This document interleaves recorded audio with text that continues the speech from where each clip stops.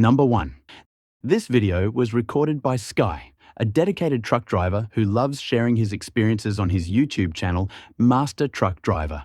His content usually revolves around the daily grind of life on the road, the ups, the downs, and everything in between. But on this particular night, something happened that left him completely shaken. It was the evening of September 12th, 2023, and after a long day of driving, Sky pulled into a quiet rest area. He parked his truck, took a quick trip to the restroom, and got ready to wind down for the night. Like always, he started recording a bit of his evening routine for his viewers. Just another night in the life of a trucker. But what happened next was anything but ordinary.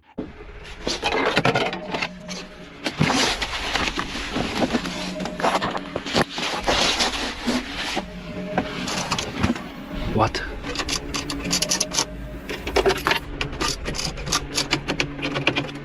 Fuck. What is this?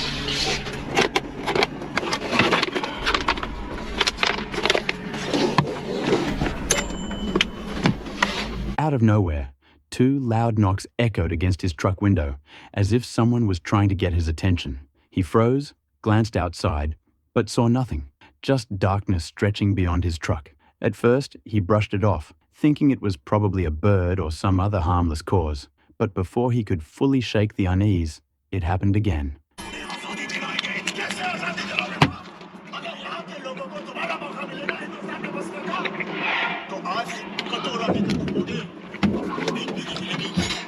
What?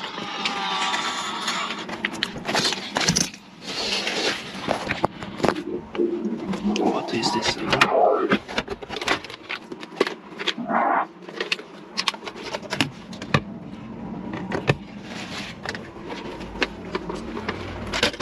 Fuck.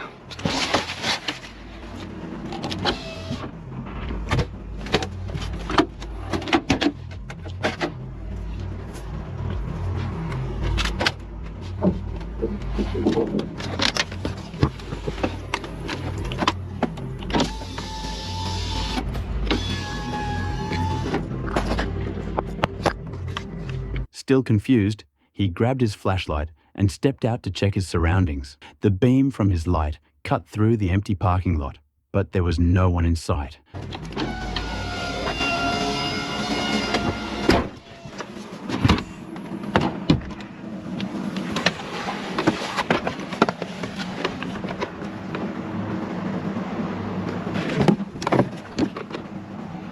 Where is that? Fuck.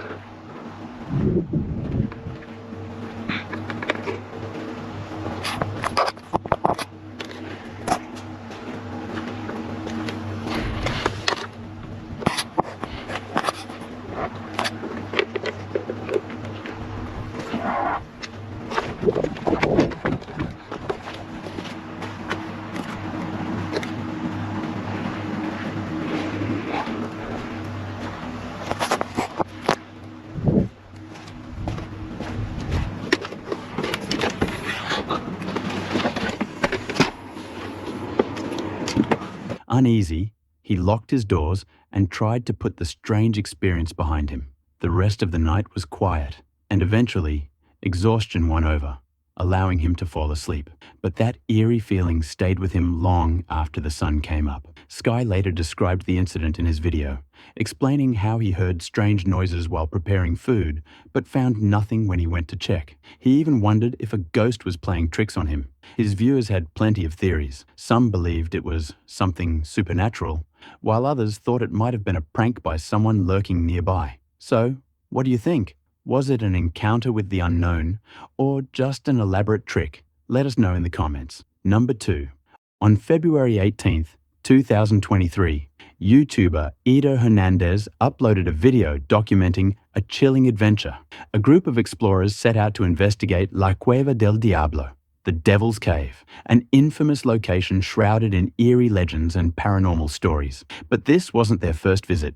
Years earlier, they had explored the cave during the day with a witch doctor who warned them about its dark energy. Even then, strange things had happened. The journey to the cave wasn't easy. Thick jungle surrounded them, and the overgrown path made it difficult to see more than a few feet ahead. No chirping insects, no distant animal calls, just an eerie, suffocating silence. Then, out of nowhere, a noise echoed from deep within the trees. Fácil, yo creo que el güero va a resumir porque sí son fácil.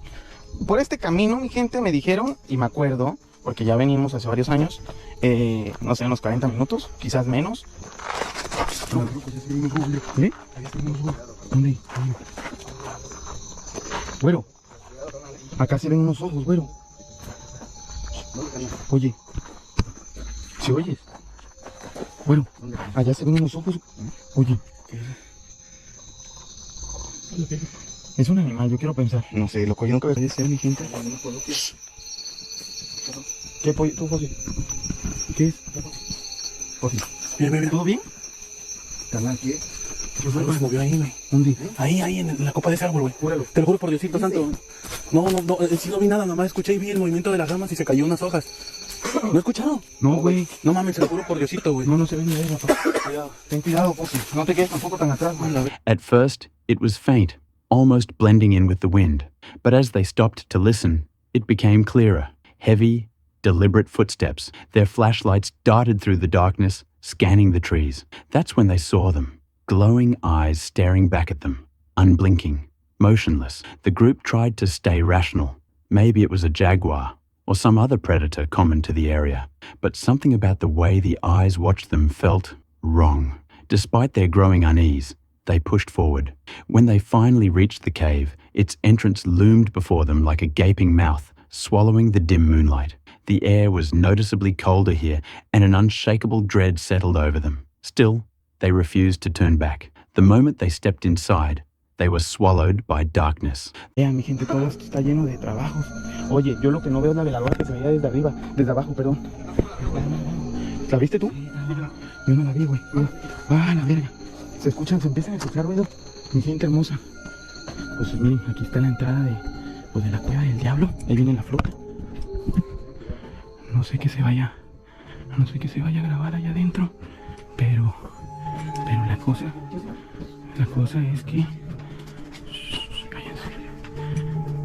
Vean, mi gente, vean. A la verga hay un altar, pa. Hay un altar. Vean nomás, güey. A la verga, güey. Mira, ropa, güey, veladora. Ay, Dios mío. A la verga. No tiene manos, dice. Bueno, sí, como de... como de... Sí. Allá hay un animal muerto, ¿ya viste? Allá era que tiene cal. Ese sí. Y aquel. La pesta de la verga, güey. Mira, oye, escucha lo que se ve. Esa de la muerte. No mames, es que se escuchó algo allá afuera, verga. Ey, agua. The deeper they went, the stronger the sense of unease grew. Then, without warning, one of them stopped dead in his tracks. His breathing turned shallow. His body stiffened. His eyes locked onto something unseen. The others called out to him, but he didn't respond. For a brief moment, his face twisted with fear and confusion, like he was fighting against something none of them could see. And then, just as suddenly, he snapped out of it. His wide, panicked eyes darted around as if trying to make sense of what had just happened. But when they asked what he had seen, he had no answer. Tense but determined, they pressed on. That's when they heard it. Whispers, soft, almost like the cave itself was breathing. They kept their flashlights aimed forward, hoping to catch sight of whatever was making the sound. Then, a shadow moved. It wasn't their own. It wasn't a trick of the light. It was something deeper, something darker. It shifted just beyond their line of sight, disappearing the moment they tried to focus on it. The cave suddenly felt smaller. The walls seemed to close in. Their instincts screamed at them to leave. Panic set in, and they made the decision to get out. Rushing toward the entrance, the jungle, which had been eerily silent before, suddenly came alive again. Buzzing insects, rustling leaves, distant animal calls. Whatever had been inside that cave had stayed there. Once they reached a safe distance, they tried to process what had just happened. Aguanta, loco, este vato nunca va rápido, güey. Pollo bobo también ya no quiere nada. Ay, mira, ya se me está alejando más. Bueno, espérate, papi. Venga. No puedo. Al chile ya no puedo. Oye, el tecolote otra vez. Yo ya lo escuché ahorita. ¿Sí lo oyen?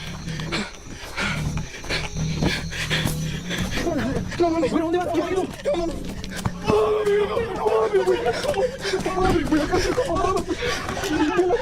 Espérate,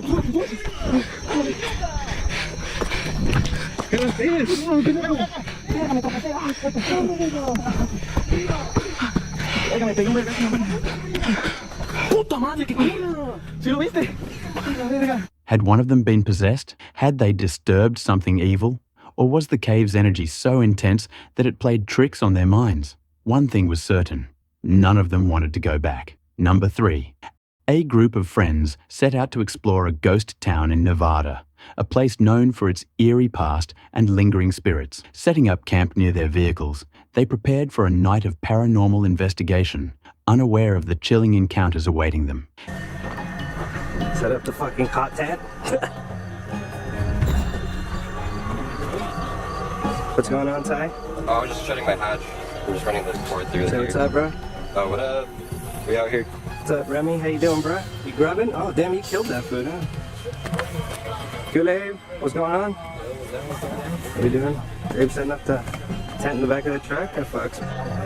Guess we got the new rooftop tent set up. How's it going, bro? Pretty good. Yeah, you ready to go down there and check out the mine? Right now, let's do it. Yeah, down. Let's do it. So, we're on the way to check out the mine. We got Remy in the bag. And you wanna go check out that mine? How they're strapped the fuck up? Bro, but what's up? There's a bunch of buildings that have old clothes in them. Like, As they ventured deeper, they stumbled upon an old hut filled with abandoned clothes, strangely arranged like a forgotten laundry room. The unsettling discovery set the tone for the night ahead. Oh, you think somebody put in here? Where did they get a GoPro? Some articles of clothing. Yeah, I was just saying, it was parked on. They dug out of the ground. Oh. Continuing their search, they came across a decayed mine, its entrance surrounded by shattered wood and remnants of old machinery. Even more bizarre, they found an intact restroom deep within the mine.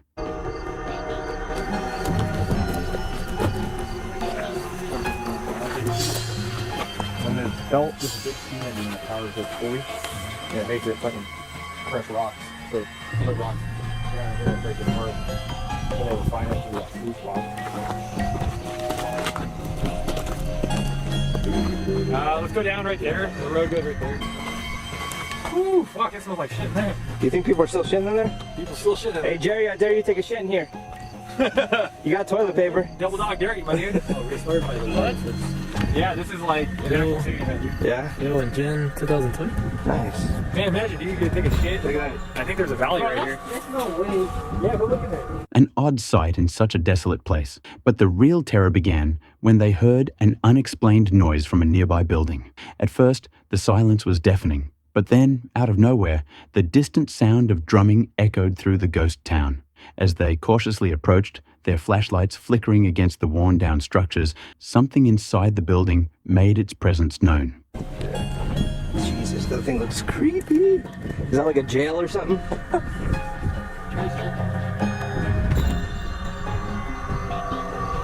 What's going on, man? I hear shit. This dude's out.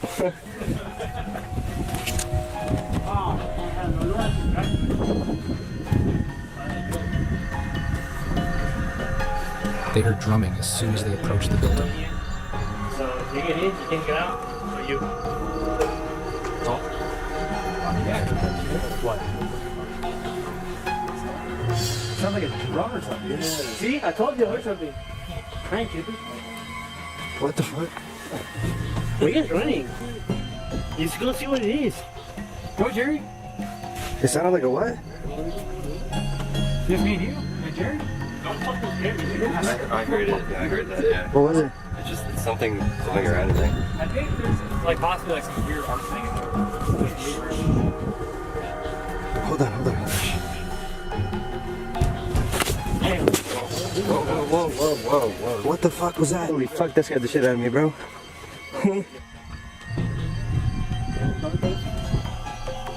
Nah. Fuck.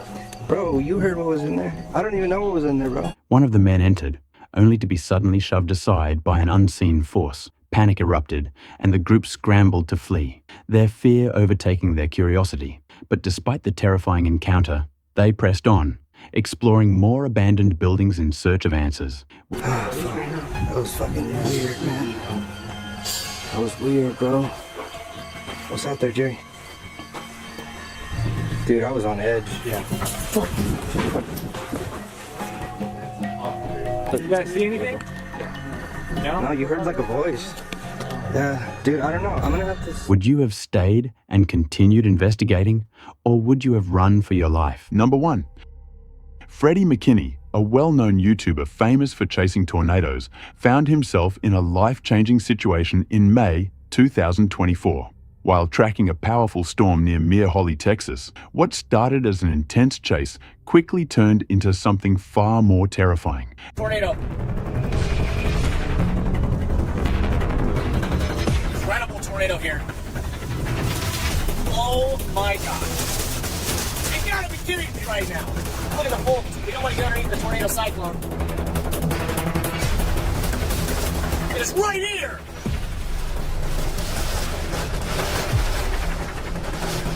This is one of the most insane things I've ever seen. I can't believe I'm looking at this right now. Guys, if that doesn't deserve a like, I don't know what does. Here it goes. Rope out. We're sitting underneath it. We're sitting underneath it. As he followed the tornado, a new and even stronger one began to form, forcing him to change routes when large hailstones blocked his intended path. What he encountered next was beyond anything he had ever faced. This is gonna be one for the books, guys. This is an incredible tornado.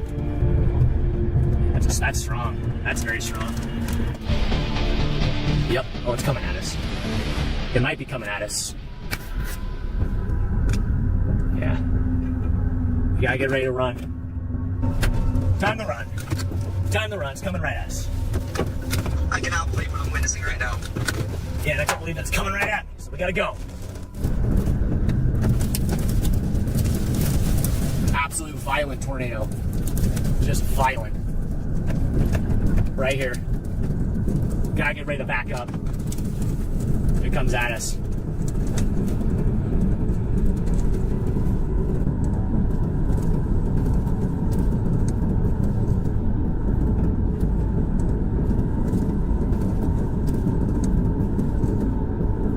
If you guys are near Holly, Texas right now, take cover. This is a violent tornado. Absolute just grinder. Look at the full. Listen to it.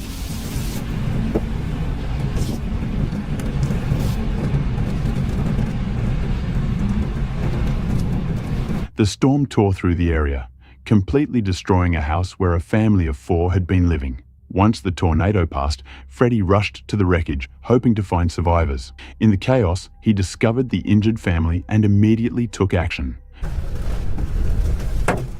Please tell me they're not just in a house here. Gosh. Oh my gosh. Oh my gosh. There's people. There's people.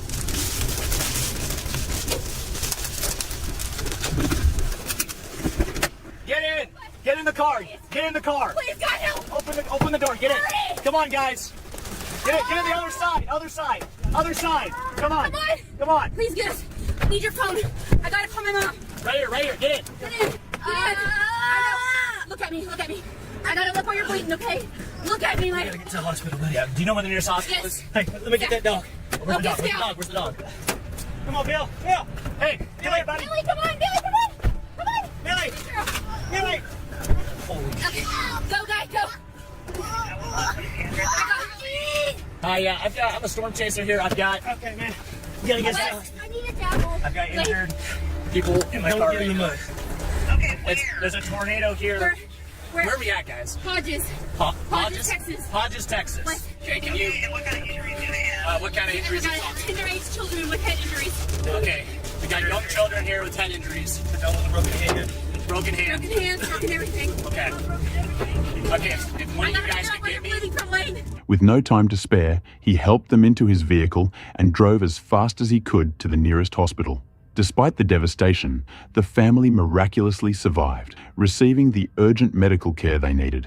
It was a moment Freddie would never forget, a chase that turned into a real-life rescue mission, proving that storm chasing isn't just about the thrill. Sometimes it's about saving lives. Number 2. Chris and Jazz, two fearless YouTubers, ventured deep into the wilderness, eager to explore its eerie, untouched terrain. This wasn't their first time in these woods, but something about this night felt different. The air was thick with an unsettling stillness, and every shadow seemed to shift as if the forest itself was alive. That's weird. What time is it? The time? Yeah. It's 5:15. Okay, so that's definitely in tonight or something. So someone just knocked on the tree over there, it sounded like. As they settled into their van for the night, a sudden knock echoed from the trees, a sound too deliberate to be the wind. They had always believed these woods held secrets, but now it felt like something was trying to make itself known. Determined to push forward, Chris discovered a new path they had never seen before, leading even deeper into the unknown. Jazz, always eager for adventure, decided to explore it alone. Yeah, Jazz is going to do his intro and then we're going to get rolling, so get ready guys. It's going to be a scary, scary night. Alright guys, I'm going to stop for a second because I want to set my camera up in this tree. If it'll stay here for a minute. Is your guys' camera's in the tree right now? It shouldn't go anywhere. As he ventured into the moonlit forest, the silence became suffocating. Then, a rhythmic tapping, like heavy footsteps, broke the stillness. Chris, setting up his camera, listened as a whisper cut through the night, sending chills down his spine. With the spirit box crackling to life, fragmented voices began seeping through. The distorted messages felt intentional, as if something unseen was trying to communicate. Chris, as a mere coincidence. Alright, spirits, my name is Chris. I've been here before.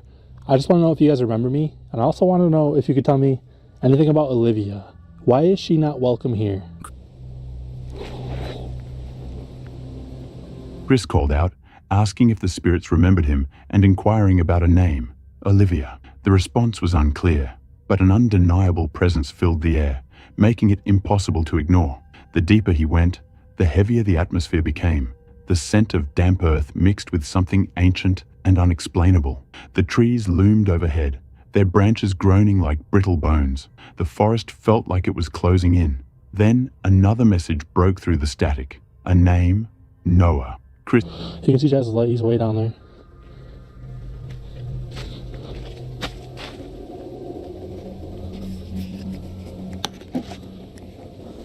Yeah, we're not really as protected as we probably should be. But that's okay. Spirit voice. If you guys want to say something, I'm just going to listen. Go ahead. Chris pressed on, trying to piece together the puzzle. Had Noah been a victim of something sinister in these very woods? Was his spirit still lingering, waiting to be heard? As the hours passed, the unsettling energy grew stronger. Number 3.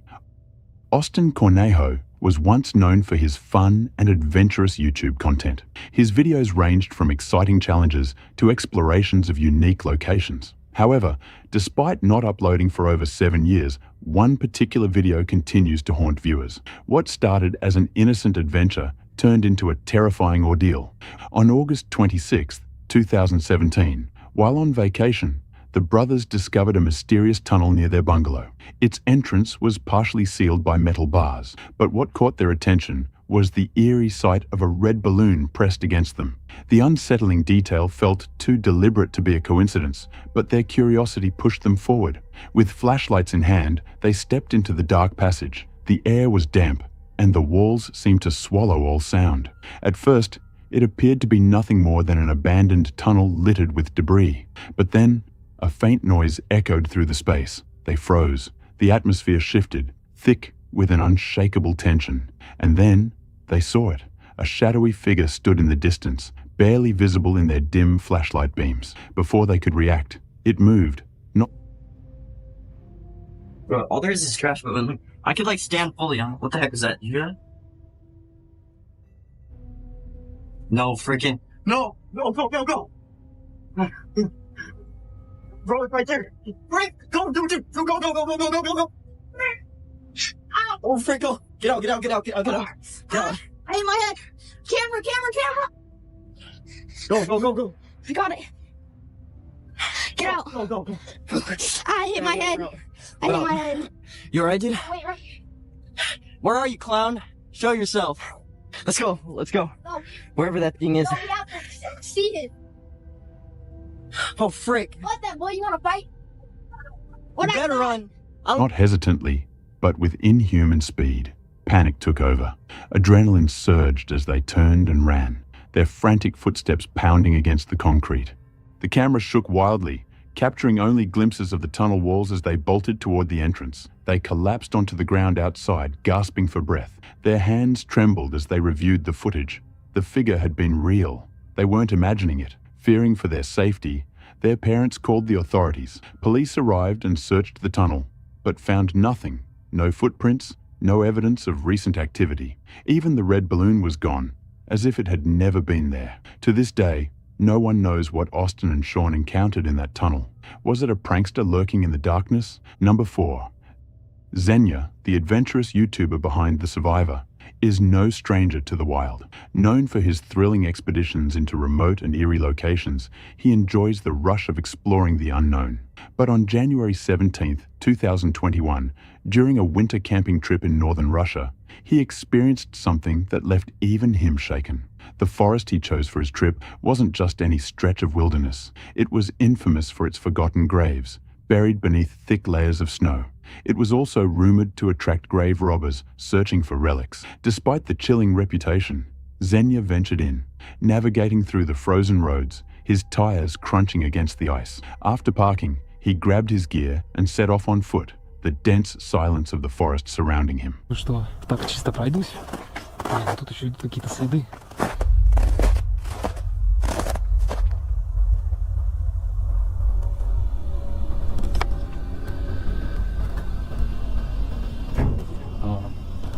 Сразу не вооруженным следом могу кое-что такое отметить. Когда то, что прям туда ведут следы, несколько видны следы, видно, что по форме они разные, но одна форма следов ведет туда, ведет назад, а другая, которая поменьше. But as he walked, he noticed fresh footprints in the snow. He wasn't alone, whether it was another camper or something more sinister.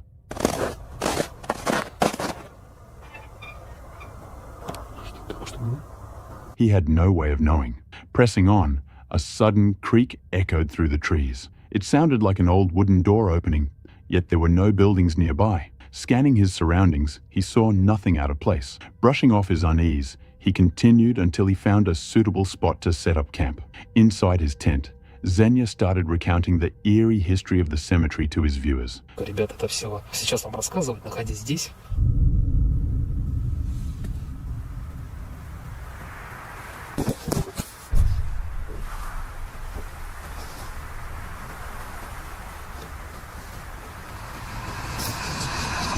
But before he could finish, he heard it. Footsteps, slow and deliberate, crunching through the snow just outside his tent. Holding his breath, he listened. Then, an even more terrifying sound. A soft, unmistakable breath, as if someone was standing right outside his tent. Странная тишина. Ветер чуть-чуть пошатывает палатку. Не представляю. Что это нахуй? Не представляю. Что это нахуй? Не представляю. Что это нахуй? Что это нахуй?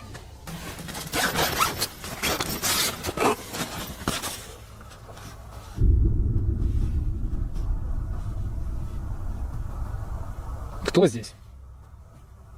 Paralyzed by fear, he didn't know if he was dealing with a spirit or a real person lurking in the woods. Not willing to take any chances, he grabbed his essentials and abandoned his tent, making a swift but careful retreat toward his car. As he hurried through the darkness, his camera caught something bone-chilling. A flashlight beam piercing through the trees, coming from the direction he had just fled. Someone, or something, was there. Heart pounding, Xenia made it to his car and drove off, leaving behind the haunted forest and whatever had been lurking in it.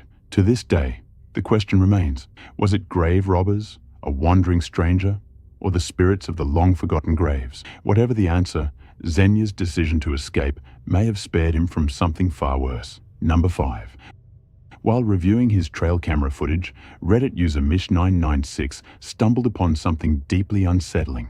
Captured at 5 a.m. on a quiet July morning, a lone woman was seen wandering barefoot in the darkness, lingering in the remote area for nearly 30 minutes. With no trails nearby and no signs of others around, the footage immediately sparked concern. She appeared disoriented, possibly lost or even fleeing from something. Some speculated she could have been in distress due to a mental health crisis or the influence of substances, while others feared something far more sinister.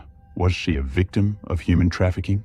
Despite the eerie circumstances, there was no clear evidence of foul play. Yet, the fact that she remained within the camera's view for so long only deepened the mystery. Who was she? Why was she there? And most disturbingly, what happened to her after she disappeared into the night? Number 6. Mox, the fearless explorer behind Moxley's paranormal world, is no stranger to eerie encounters. Known for investigating the UK's most haunted locations, he and his friend Ming set out on a chilling overnight mission, finding an abandoned mansion deep in the woods, rumored to be haunted by a lingering spirit. But from the start, something felt off. As they made their way through the dense forest, strange sounds surrounded them. That's hidden out here in the middle of the woods. So we're walking through the woodland to get to it, and we're hearing all sorts of weird stuff. We're almost like, feel like we're being followed around this place. And we've heard somebody cough. We've heard some other weird, I can't put my finger on it, but we both feel the exact same way. Like, we shouldn't be here. I don't know what to say. It just feels off. Something here feels so off. Coughs, whispers, and the unsettling sensation of being followed. Then, an unexpected discovery. We found a grave just here in the woods. Now, this has put us right on edge, and I don't know why, but look at it. Rest in peace, these are old. I don't want to be walking through it too much, but they're everywhere. They are absolutely everywhere. Like I said, we were here looking for a mansion, and we found this. Look at that one in the back. Look at that. It's dug right down, and they go all the way back there as well. One of the scariest places I've been. You'd have to be here to feel what we're feeling out here. It's just such a weird feeling to it. Mink, I've just been saying the exact same thing. You have. A horrible feeling. Like when we were walking down that hill there. Yeah. We heard a man cough. Yeah. And I heard it, you heard it. Like. Yeah. Yeah. And we're hearing weird stuff out here. A forgotten graveyard, its old, crumbling tombstones hidden beneath the trees. Undeterred, they pressed on, but the journey took longer than expected. Well, yeah, so if anything, just follow the road traffic. Just follow the road traffic, and that'll take us somewhere. To be walking since 11 o'clock, and it's 1:05 now, did you say? No, 5 to 1. 5 to 1. And it's a long time of walking and not actually getting anywhere. I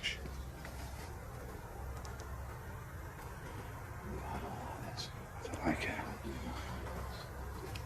This doesn't... Yeah, it's steep, this, mate. This doesn't feel right whatsoever. There's a hell of a lot of animals. Somebody coughed then, didn't they? Yeah. I know what. Hello? Somebody's walking through there, mate. Somebody's walking through there. They've got to be doing Is there someone there? Mate, you remember why we parked the car from here?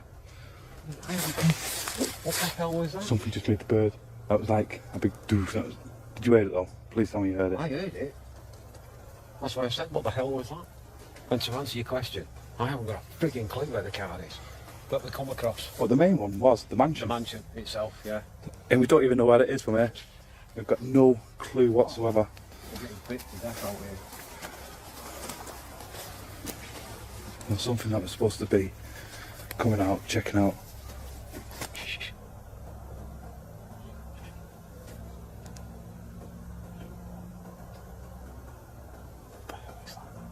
Somebody's laughing at us. Some fucker laughing at us. You heard the talking and then you heard somebody laughing.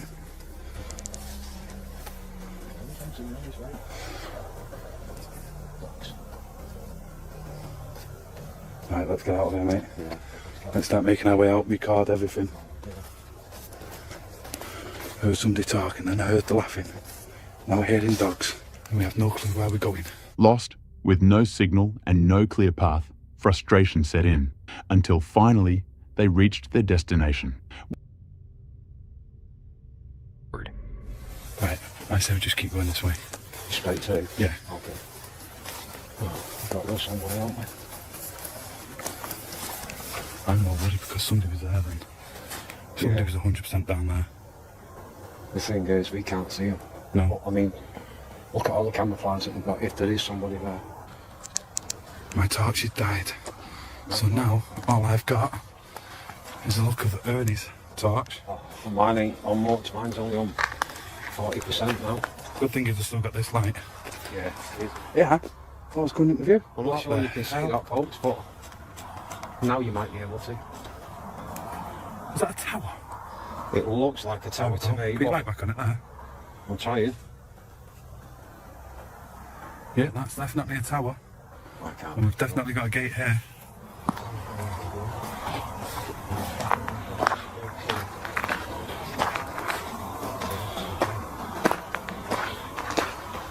Private property. Oh my. We'll have to turn around again. Private property, What they found, however, was not what they had hoped. The mansion was heavily guarded with warning signs, and nearby, they spotted people watching them from a lit window, accompanied by dogs. Before they could process the situation, What is that? There's a gap. Right, well, Let's see. let's go through it and let's find out. Well, the gates haven't been used for a long time earlier. I'll be honest with you. Right, look at this. Look at that. Oh my god. Is this the mansion? That looks like a church to me. That looks like a church. Oh. Ming, look at this. Oh my god. Look at this, it's like a bleeding castle. It's absolutely amazing, isn't it? Totally in awe of the mansion's sheer size, the two friends cautiously explore its perimeter, hoping to find a way inside without causing any damage. But just as their excitement builds, a chilling discovery dawns on them. Yeah. Same. Mate, what is this? I don't know if you'll be able to see, but look at this. Wow. Grand piano, everything in there. Just be down there then. Yeah. There's another building. They've got lights on right next to this. And there's two people just looked out the window. Oh, yeah. And they've got dogs with them. Right? Yeah. And they just looked pointed at me. Right. I looked over. Okay. It's like, I need to record this. Right. I was just checking to see if there was a way into this, because it's marvellous, this place. It is. But It's huge. they've gone. They're not in the window now, mate. Right. So they've been in there. Yeah, they were in that window right in front. shouts echoed through the night, threatening to release the dogs. With no choice but to flee, Mox and Ming ran deep into the woods, hiding as unfamiliar voices called out in the darkness. Jesus Christ! I thought somebody was literally stood there. The statue. I literally just almost had a heart attack. Oh, I thought somebody was literally just stood there watching me. Ming? Yes, mate. I was just going over to check this cannon out there. The what? Cannon? Yeah. Oh, yeah, I can see that. That's all cannon. Shotgun ship. Yeah, somebody's looking out that window again there, mate. God damn it, somebody's looking out the window. Oh, they're over there. Look at all the shotgun shells. There's hundreds and hundreds of them. There's people come out over there shouting all this weird stuff. I couldn't even understand what they're saying. The only thing I could understand is we're going to let the dogs out. And it's like, what? So we just run across the field. And we've just sat in here for 5 minutes, but now you can hear them shouting and screaming. I don't even know what they're saying. I have no idea. They're making some weird noises. Yeah. I've no clue what they're saying. But I'm sure they said, get off the land. Land. Then we'll let the dogs out and all this. Yeah. So we've come into the... We're back in the woods. We've come in the woods. We've sat in the woods for a few minutes just to try and gather ourselves. And then it's like, they're shouting again, but not shouting anything in particular. What do you mean, what sign? Where? Come over this way a bit, you won't be able to see it. The sign in the tree? Dogs loose, keep out. Oh, you are joking me. Oh, look, I can see it. It was only after an exhausting trek that they finally made it back to civilization. Shaken, but safe. Their search for the haunted mansion may not have gone as planned, but the terrifying reality of that night will stay with them forever. Number 7. YouTuber Ski Raw, known for his daring solo camping adventures, set out on a mission to document something truly unsettling: the Kuyang, a supernatural entity from Indonesian folklore. Said to be a witch or sorcerer capable of detaching its head from its body, the day passed without incident, but as night fell and rain poured down, the atmosphere shifted.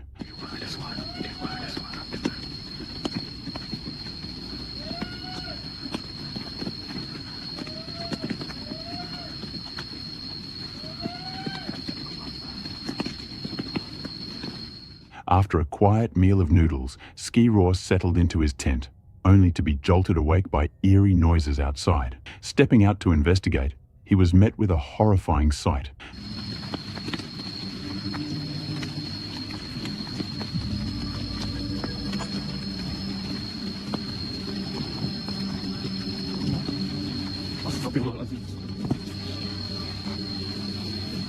A figure wrapped like a mummy, motionless and corpse-like. Fear took over as he rushed back into his tent, zipping it shut and reciting prayers for protection.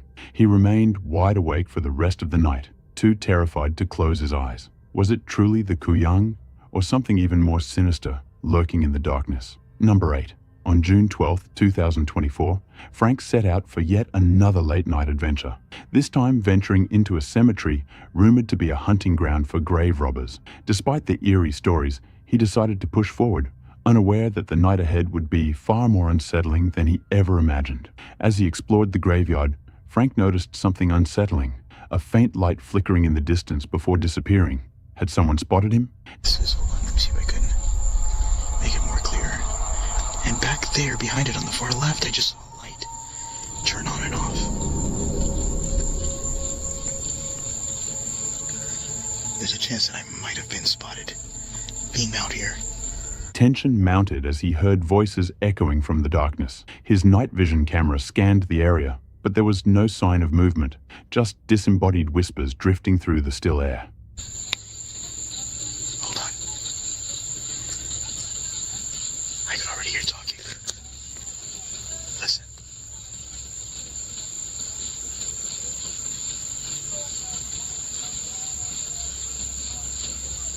It's way out there. Damn, man, I really don't want to go back out there. I hate this. I was trying to figure out another place to take you guys, but I'm currently waiting on 2 things that I gotta get done, and the only place I have to take you that is actually really creepy is this place. There it is again. Right over there. Then, laughter. A chilling, distant chuckle from an unseen presence. Goosebumps crept over Frank as he struggled to pinpoint the source. The deeper he ventured, the stranger things became. Lights flickered on and off. Whispers turned into full conversations, yet no one was there. Doubt crept in. Was he really hearing people, or was something else at play? Around up through here, and right up through over here. Right in front of me is where where the mausoleum is, and where I see. You heard that? Listen. I hear somebody laughing.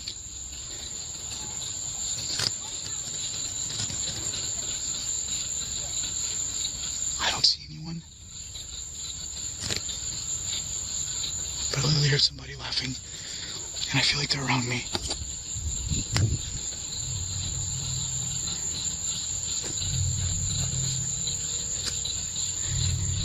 I don't know where exactly it's coming from. Oh, I just got goosebumps. I'm getting sounds from all directions around me.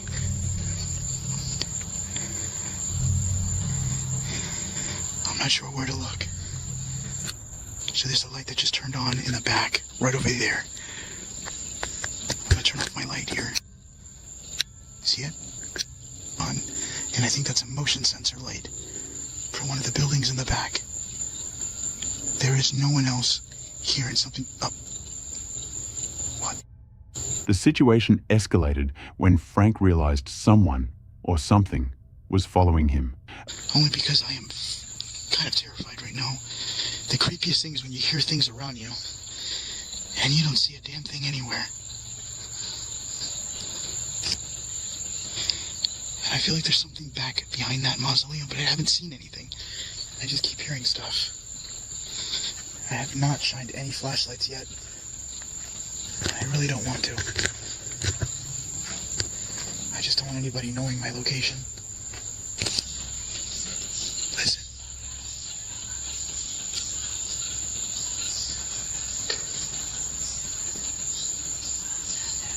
I don't see anything.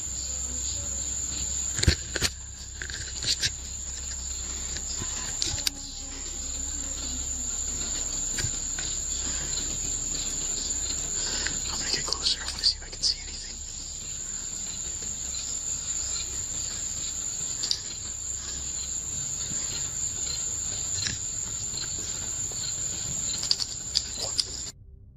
There is nothing.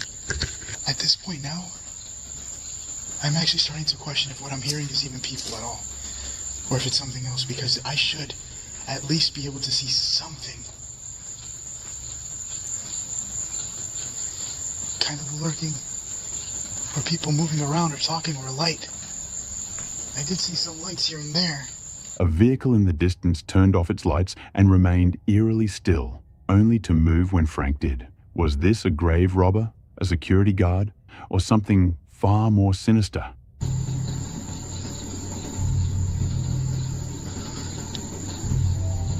just turned him off again. The thing is, he's following me around the graveyard. I don't know what his deal is.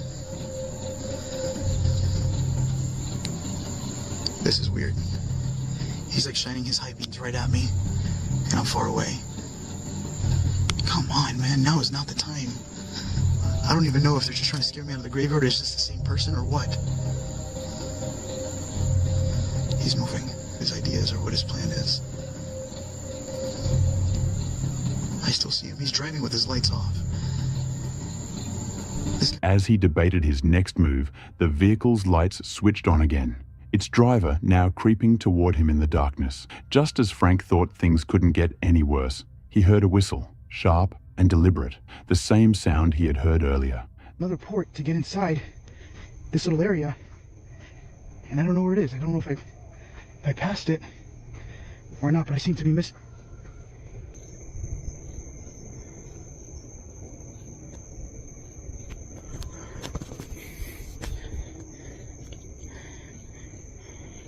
I just got the whistle.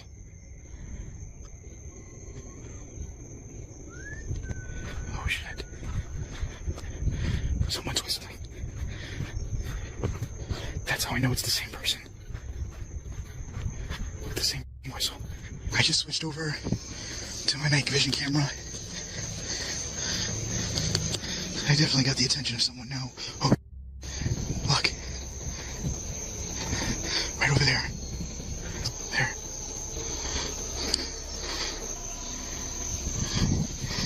Yeah, that. I'm not getting anywhere near it. That's the trail. Right there. That's literally the trail. It's going back in. It just went right back in.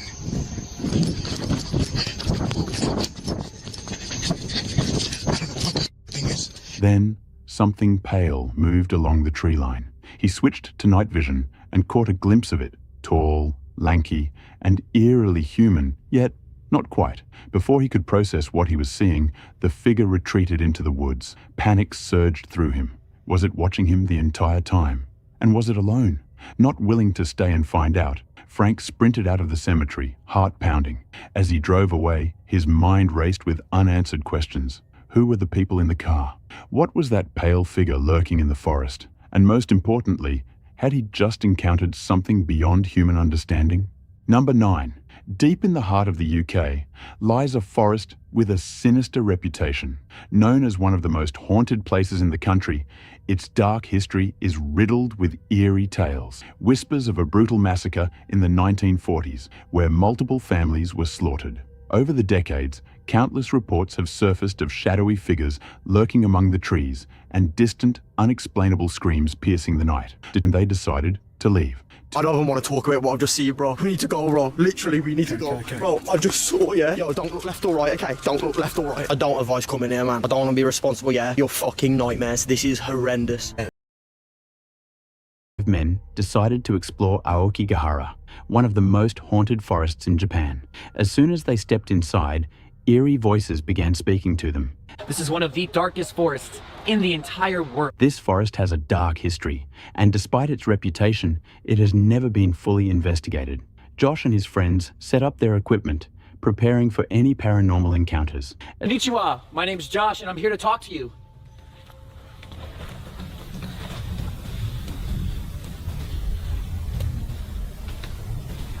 I don't know. Konnichiwa, my name is Dan. I mean, you no harm, but we would love to talk to you. I heard something. Konnichiwa. My name is Steve. If you're here, we mean no harm, and you're welcome to come join us.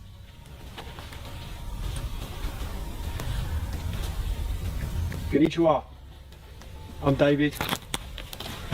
And again, I'll bring you no harm.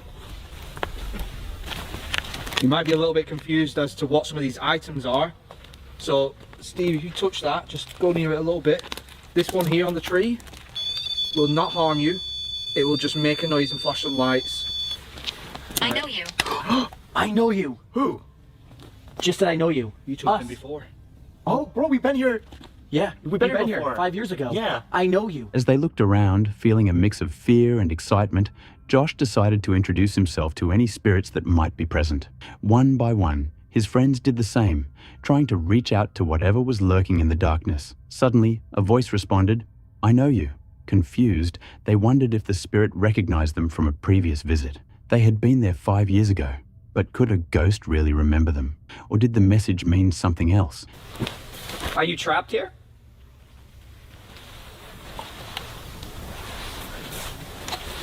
We're actually here for your help. We want to know why. I was wealthy. I was wealthy. I was wealthy. I was wealthy. I don't really want to talk to any victims of the forest, but... No, but they can help us. If the victims are trapped here, they might be able to help us. Okay, We'll lead with that then. Yeah. So, wealthy. So if you were wealthy, are you able to help us? Oh, Capal's going off. Oh, camera just almost stopped recording. Could have been me. All right, Capal went off. Yo, what's going on? For a long time. So you know us. You were wealthy. Can you please help us out and explain to us why is there so many victims taken from this forest? Their lives. Is it some darkness? Is it a god, a jinn, a curse? Is there any way you can tell us? As they continued their investigation, another chilling message came through. I was wealthy. This sparked a debate among the group. Did the spirit lose everything before ending up in the forest? Could this place be connected to a tragic past involving money or power? Just as they were piecing things together, their ghost hunting device suddenly activated on its own, startling everyone. Wealthy, I was religious. What if it was like a cult, almost? I'm not sure. Sounds like so far just a regular person that just had... Strangled. Strangled? Well, okay, we know so, why. Yo, I just asked it if she came alone. We know why. We know why. Yeah, but you know said why. strangled, Yeah, so- but you know why they were strangled. Oh, okay. Right. Fuck. That's insane. I mean, it could mean that, or How someone accurate? might have done it. No. True. I mean, it could have been, but not. Then, another message. Strangled. The team froze. Could this spirit have been a victim of violence? Was there a darker force at play? Things got even creepier when the voice urged them to dig here. But digging wasn't an option in the dense forest. Strangled? Well, Okay, we know so, why. yo, I just asked it if she came alone. We know why. We know why. Yeah, but you said know why. strangled, Yeah, so- but you know why they were strangled. Oh, okay. Right.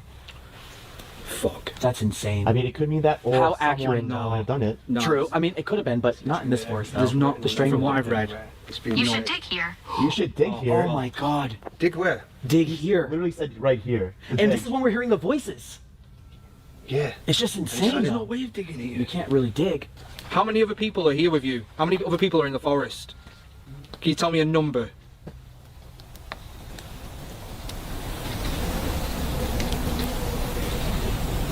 Yeah. Is that? strangled. Again! What the fuck was that? Well, that was a weird voice because it sounded like from there and then it just circled around us. But it just said strangled again as well. This could be a different Double? person now. Like, Strangled again? just calm down a little bit. Because whatever that was physical. That was a loud, long moan. Wanting more answers, they used a special device to detect ghostly figures. The screen revealed a shadowy figure hiding behind a tree. Scared, I'd be like annoyed. I wouldn't even want to answer. Oh, what? There's someone down there. Again. Oh, there it goes. Okay. There's someone there. It was small. Just detected something. Maybe it looked small, but that's downhill. Oh yeah. So that's just like that could still be a 5 foot, you know. Nah, it's moving as well. It's moving. I think so. Yeah, because it was stood. Look, see. There it goes. It's standing behind that tree now. Or look. Yep. Could be the tree. It's moving, bro. It was on this side. This is recording, by the way. And I've kept still. Can you please come forward? Yup. It's staying there. Could you move somewhere else? Can you come closer to us, please?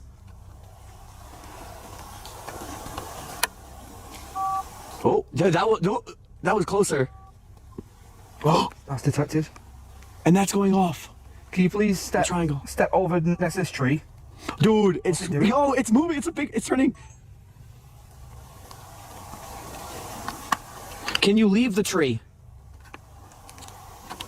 Watching them, it moved slightly but didn't seem aggressive. As the night went on, the men gathered more strange clues, but the full story of the spirit remained a mystery. While they experienced undeniable paranormal activity, many questions were still left unanswered. Number 2. For YouTuber Dak, what started as a simple solo survival trip turned into a terrifying and unexplained encounter. His plan was straightforward: paddle deep into the woods, set up a shelter, hunt for food, and spend the night alone. He filmed everything, from gathering firewood to cooking, even sharing his struggles after getting soaked by the freezing waves on his way in. After drying off, he built a shelter under a large tree, ate his meal, and settled in for a long, cold night. Guys, I'm gonna go to sleep. It's super late, and I'm really tired. I'll see you guys in the morning.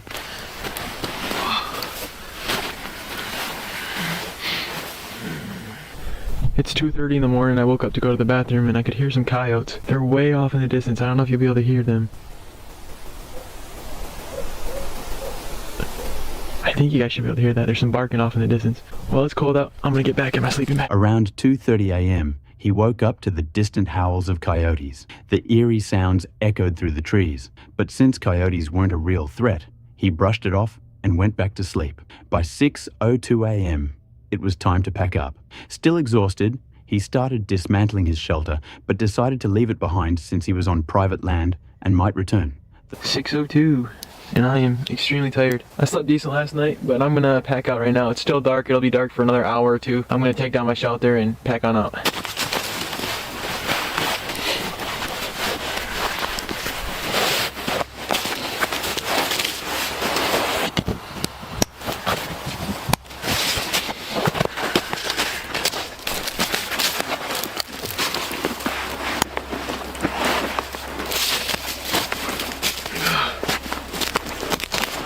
Alright guys, I'm hiking out of here. I was thinking about taking my shelter down, but I'm on private property, so it really doesn't matter. I'm just gonna leave it up for maybe another time. The forest was silent, covered in a fresh layer of snow, as he began the 2-hour trek back to his kayak. Then, something strange happened. A bright light appeared in the distance, cutting through the darkness. Hello?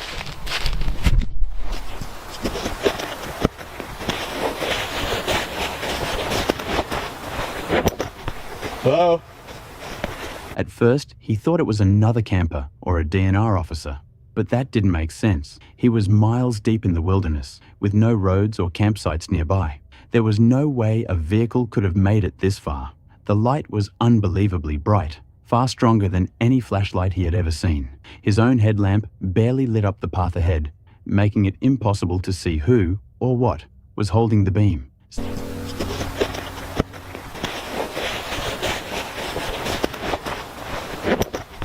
Hello? Seconds later, the light shut off, plunging the forest back into complete darkness. And then he heard it, branches snapping. Something was moving toward him, from the exact spot where the light had been. Panic set in.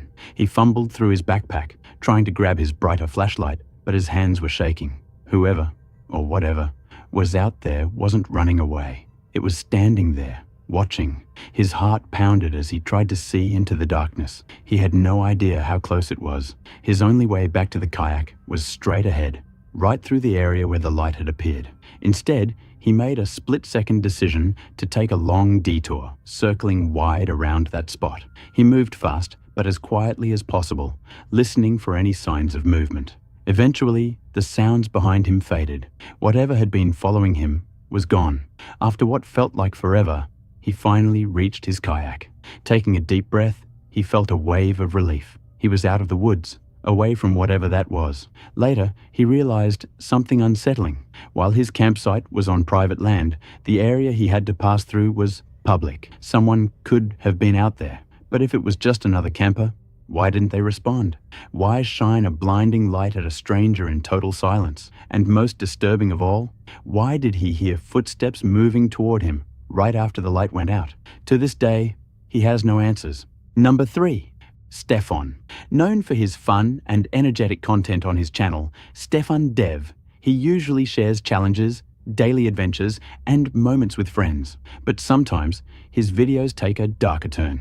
Stefan has a deep fascination with the paranormal and the unknown, often exploring abandoned and haunted places in search of chilling experiences. This time, however, he was about to push his limits further than ever before. Along with his friend Sasha and cameraman Stein, he set out to camp inside one of France's most haunted locations. But their terrifying night wouldn't be haunted by ghosts. It would be something much worse. It was July 30th, 2023, a warm summer evening, when they arrived at their destination, the infamous Verdun Forest, also known as the Cursed Forest of Verdun. During World War I, it was the site of the Battle of Verdun, one of the deadliest battles in history. The land was left scarred by war, littered with unexploded shells and the remains of fallen soldiers. For over a century, eerie stories have circulated about ghostly figures roaming the trees, spirits of those who never found peace. Determined to uncover the truth, Stefan and his friends prepared for a long night ahead. They were expecting ghostly encounters. Dit is al lang geleden. Dat is zo'n soort van... Dit is wel echt een avontuur. Ja, avontuur en ook echt iets wat we nog nooit op deze manier gedaan hebben. In het wild kamperen. Alleen dat is al Dat is überhaupt, al doe je dat hier in de, weet ik veel, op de Veluwe is dat al eng. Maar dan is het ook nog een gebied waar superveel soldaten zijn overleden. Oh mijn god. Oké, laten we even een tent halen. Een tent, slaapzakken, let's go. Before heading into the forest, they made a surprising admission. None of them had ever been camping before. Still, they gathered supplies, bought tents and sleeping bags, and embarked on the 3-hour drive to their destination. Gewoon, het is letterlijk een teken dat we dit gewoon moeten kopen. Dit is wel nice, hier kan je gewoon met z'n drieën. Dit kan letterlijk niet fout. Ik ben nog nooit zo voorbereid ergens heen gegaan. As night fell and they approached the Verdun forest, an eerie sense of unease settled over them. Then, something strange happened.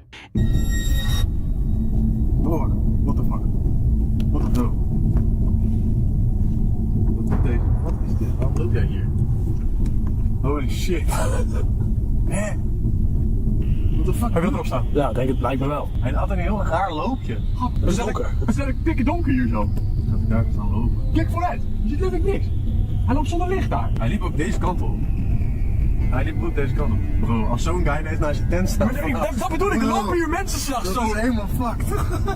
Near the tree line, they spotted a lone figure wandering aimlessly in the darkness. It didn't make sense. Who would be out here at this hour, in such a remote place? A wave of unease washed over them. They weren't sure if they were alone anymore. The deeper they drove into the forest, the darker and more claustrophobic it became. The thick...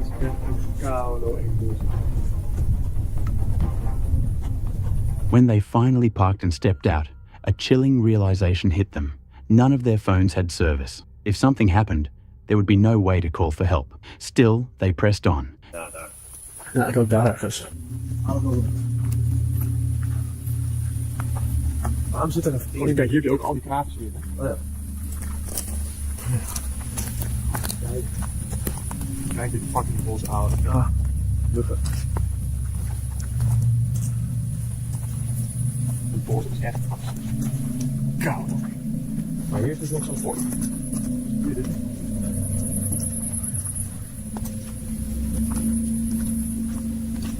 geen bereik ook, weet je. Nee, zie je. 0. Echt? 0, ja, alles is weg. Determined to find an old, abandoned fort, rumored to be hidden deep in the woods. But just as they arrived, something unexpected happened. Kijk, de IMF. Was jij dat? Oh. Hij was nog helemaal op zijn max. Hè? Hoe kan dat? Er zit één stap op dit ding. Ik zeg net toch letterlijk van, er is hier geen straling in het bos. Nee. Goos, we hebben niet eens bereikt. Kijk, het is gewoon weg. Het is gewoon weg.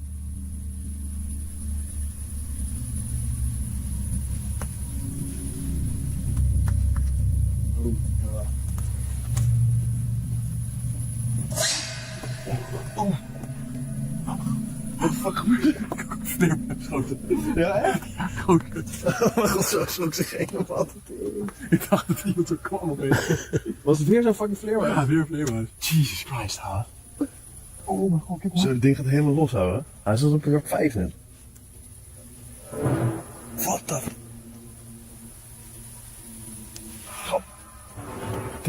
Their EMF detector suddenly went off, reacting as if something unseen was nearby.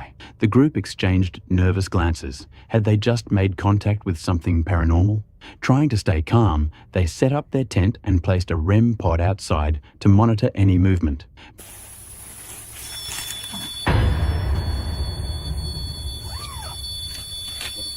Ga weg.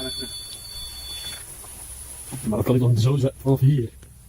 Stond je daar? Ik stond hier. Ja. Oh my god. Oh mijn god. Precies als we de tent uitgaan nog niet. Oké, nou, dat is het enige enge wat nog niet gebeurd is, was dat. Oké. Laten we even zo'n rondje maken. Maar laten we deze hier. Neem die ook mee. But no sooner had they secured their campsite than the device started going off again. Something or someone was close. Feeling unsettled, they decided to take a walk around the area to clear their heads. But instead of finding peace, they found something terrifying. Who's that?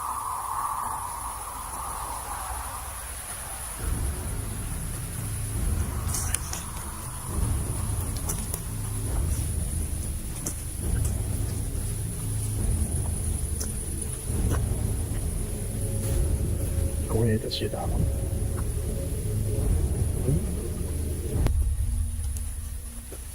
Ja, check.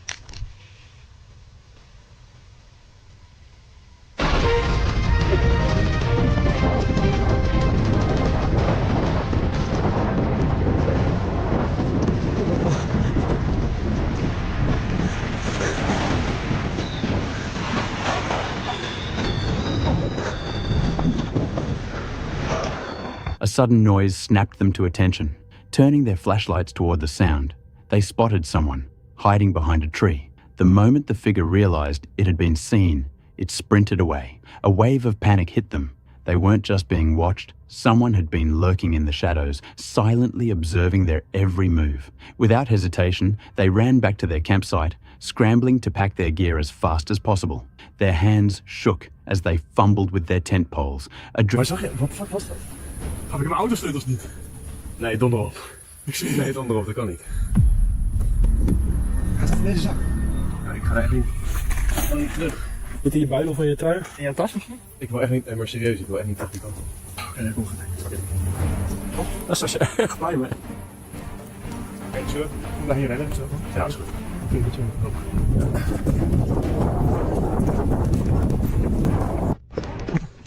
Kijk die ogen.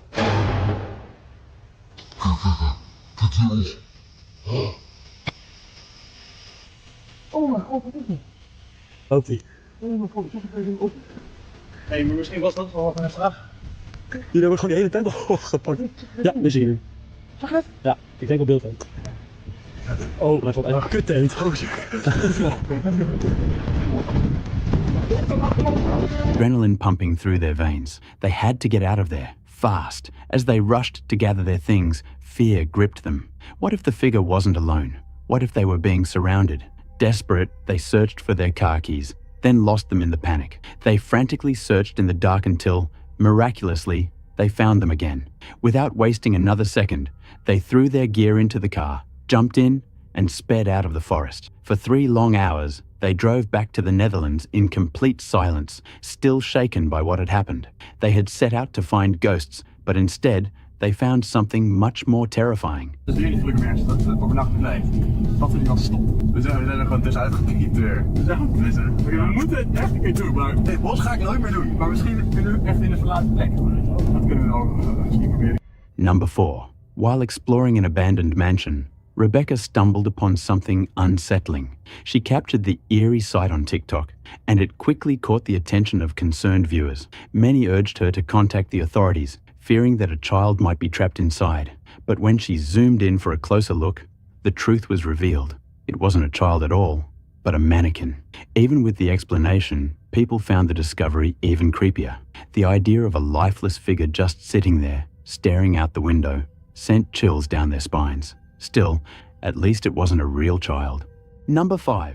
This next clip comes from the Indonesian YouTube channel Kuba Mystery, where Inda shares his passion for nature and survival. From wild camping to bushcraft, he documents his adventures, allowing viewers to experience the wilderness alongside him. In this video, Inda embarks on a solo camping trip deep in the forests of India, hoping for a peaceful retreat surrounded by nature. It's February 15th, 2024. Under the cover of darkness, Inda ventures into the woods, setting up camp in a secluded spot. Jadi kita lanjut mesirnya dulu.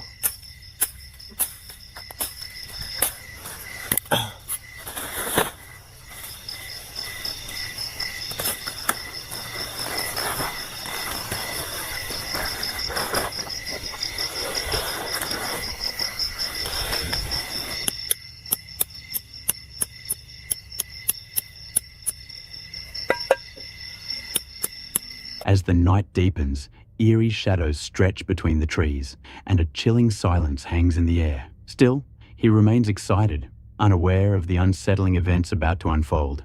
After setting up his campsite, he prepares a meal, enjoying the solitude. But then, out of nowhere, strange noises break the silence. Ini sepertinya teman-teman, kayak ada suara bocil. Biasa, kayak ada suara bocil gitu yang apa nih, yang ngobrol-ngobrol gitu. Iya lah. Ini aneh banget juga sih teman-teman. Ini luar biasa aneh. Ini kayak dengan tiba-tiba kita di sini kayak ada banyak sih muncul suara-suaranya. At first, he brushes them off, assuming it's just an animal moving through the underbrush. But a creeping unease settles over him, an unshakable feeling that he's not alone. He tries to push the thought aside, convincing himself there's nothing to fear. Time passes, and just as he begins to relax, the noises return. This time, much closer.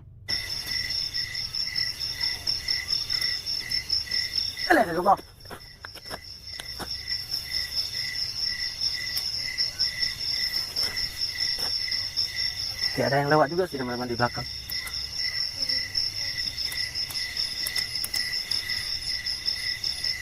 Ini semakin lama kita di sini teman-teman, semakin aneh tempat lokasi ini. Lihat Allah, subhanallah. Assalamualaikum. Halo. Halo. Ini teman-teman, seperti ke arah sini juga sih. He calls out into the darkness. Silence. The lack of response only makes his nerves worse. He wonders if it's just a wild animal or something else lurking beyond his sight. As he listens intently, distant voices seem to drift through the trees. The presence of civilization nearby should bring comfort, but instead, it only deepens the mystery. Teman-teman, waktu saya mendengarkan cerita-cerita dari warga itu memang saya trauma juga sih. Aduh, Allah. Ini kan udah muncul lagi sih. Ini diganggu kita, gak nyaman teman-teman. Memang gak nyaman juga sih. Lihat Allah, Allah. Ya kan? Itu aneh juga sih. Lihat Allah. Halo. Apakah ada orang di sini? Teman-teman, ini udah mulai serangan juga sih. Lihat Allah.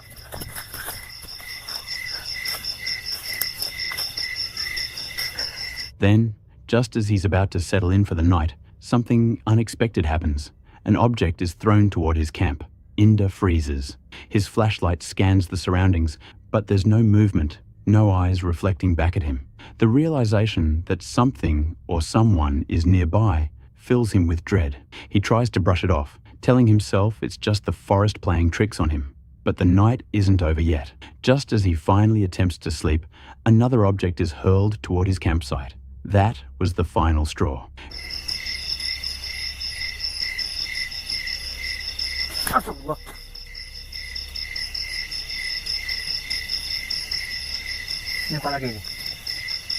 Whether it was an animal, a stranger, or something far more sinister, Inder had no intention of staying to find out. He quickly packs his belongings and flees, his heart pounding as he makes his way out of the forest. For days, the experience haunts him.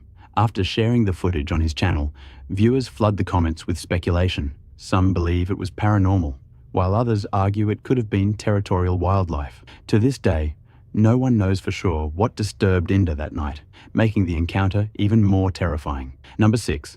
A hiker filmed a heart-stopping journey along Spain's Caminito del Rey, capturing its crumbling stairs, missing handrails, and the terrifying 330-foot drop into the river below. The footage perfectly illustrates why this path was once dubbed the world's most dangerous walkway.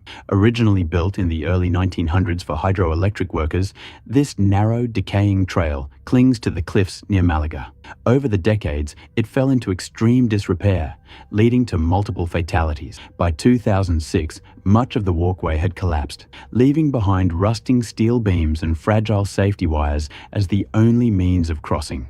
Despite the obvious dangers, thrill seekers continued to test their luck, lured by the breathtaking views, the isolation, and the sheer adrenaline rush of walking on the edge of oblivion. Number 7. Joe Weller, a beloved YouTuber with over 5.3 million subscribers, is known for his entertaining videos, thrilling challenges, and occasional eerie explorations of abandoned places. On this particular adventure, he isn't alone. His friends Harry and Elliot join him as they set out to explore a supposedly haunted mental hospital. It's May 11th, 2017. Upon arrival, they spot a warning sign: guard dogs. Joe hesitates, questioning whether it's worth the risk, but Harry and Elliot convince him to press on. Once inside, an unsettling atmosphere immediately takes hold. The air feels heavy, the silence deafening. As they wander deeper, Elliot suddenly freezes. He swears he just saw someone walk past the end of the hallway.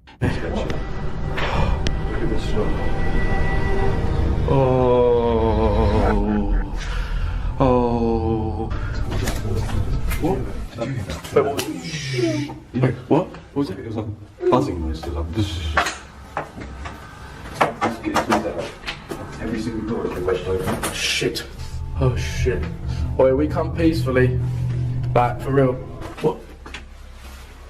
What? Do you not see the reflection of your torch? No, not my torch. Mate, I saw somebody walk past the bottom of the hallway. Like, literally just now. No, you didn't. I swear on your life. The others dismiss it as his imagination, but when they call out, they get no response. A creeping sense of dread begins to settle in. Moments later, an eerie sound echoes through the building. A metallic scraping, like someone dragging a shovel across concrete. The noise comes from outside. Panic sets in as they realize they might not be alone. Realistically, if there's someone here, we'll just go, just make yourself known, and then we'll go. That's all you got to do. Make a loud bang. What, you saw the legs through there? Yeah, through there. Wait, what? Wait, open that door? Open that door.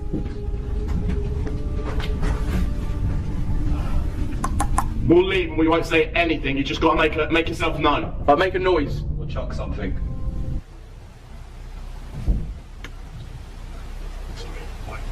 That was too bad. That was too bad. It wasn't proper nice. Can you do it louder? Can you do it louder, please?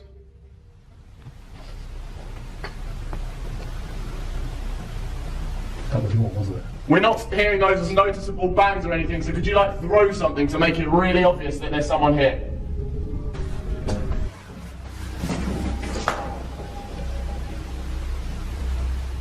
What is that? That is someone with a spade, with a shovel. That's something dragging. That's the sound of something dragging a shovel along concrete. Oh, I swear, that it is, isn't it? Stay calm, stay calm. Wait, who the f was that? I don't know. We're leaving. That's it. That's what you need. We are leaving. That's all you need to know.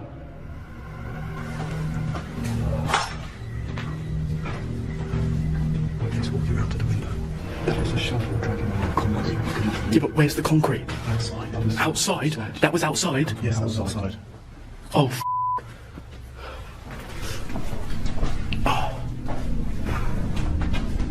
Yo, we're coming out. Do not come anywhere near us. We're leaving. Alright? We've made ourselves clear. Do not come anywhere near us.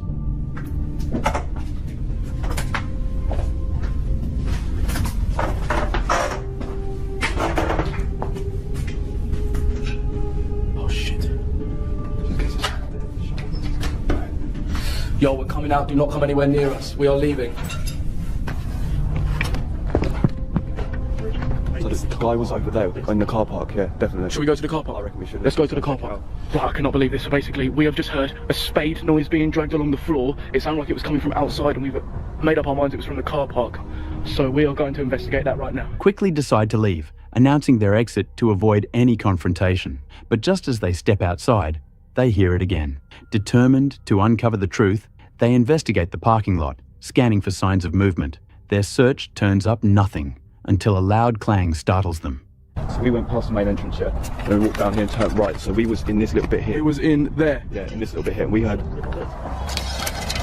What the f***? That's it. That is kind of what it sounded like. Wait, it's so annoying. This place is so big, you can't see if there's anyone just hiding. We were right here. We were right here. Wait, check. Are there any, like, is there like a spade or anything, or like, is there always was?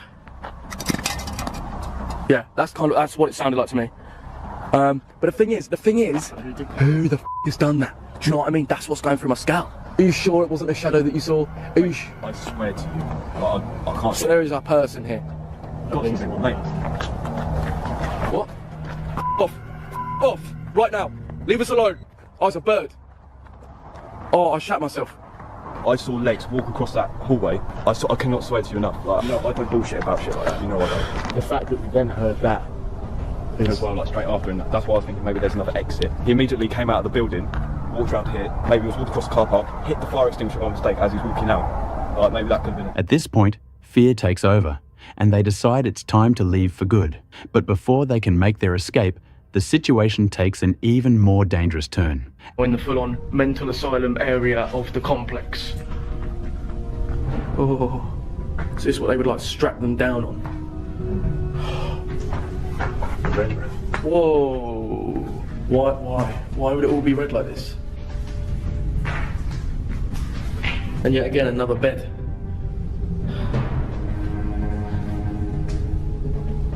Oh shit! That is ready to fall. That's metal as well, mate. That'll kill a man. Yeah. I went through the same door as you, mate. Wait, did he go through the other door? I went through the other door. Whoa! Whoa, calm down. Break off round, stop. Do not move, gentlemen, I'll send the dog, do you understand me? Yep. If my father-in-law bumped into you, you've had a shotgun. Really? Jeez. Not great. Yeah, we walk back this way. Yeah. We get people here all the time. You're supposed to be haunted, it's some big fancy old shotgun-toting farmer around. Really? Wouldn't think twice about loosing one off there. Out of nowhere, a voice booms, commanding them to stay put. They turn to see a security officer with a police dog, ordering them to stop. The officer warns them that the property is owned by a local farmer, one who allegedly carries a shotgun and wouldn't hesitate to use it on trespassers. Shaken but relieved, the trio is escorted off the premises. Though their exploration didn't go as planned, they learned a chilling lesson. Some places are abandoned for a reason, and not all dangers are supernatural. Number 8. After spending 3 weeks in Leicester, the vlogger sets off for the Peak District, eager to find a spot for car camping, soak in the scenery, and hike up to a place called Ted's Nose. The plan is straightforward. Scout a few potential camping locations, wait for a break in the rough weather, and then tackle the hike. However, things don't go as smoothly as expected. From the start, the weather takes a turn for the worse. Heavy rain and strong winds roll in, making the trip far more challenging. Being not though, I've come well prepared. I've got one of those waterproof jackets that you get from Alton Towers for when you're going on the log flume. So if it does rain, I should. It's a giant muff.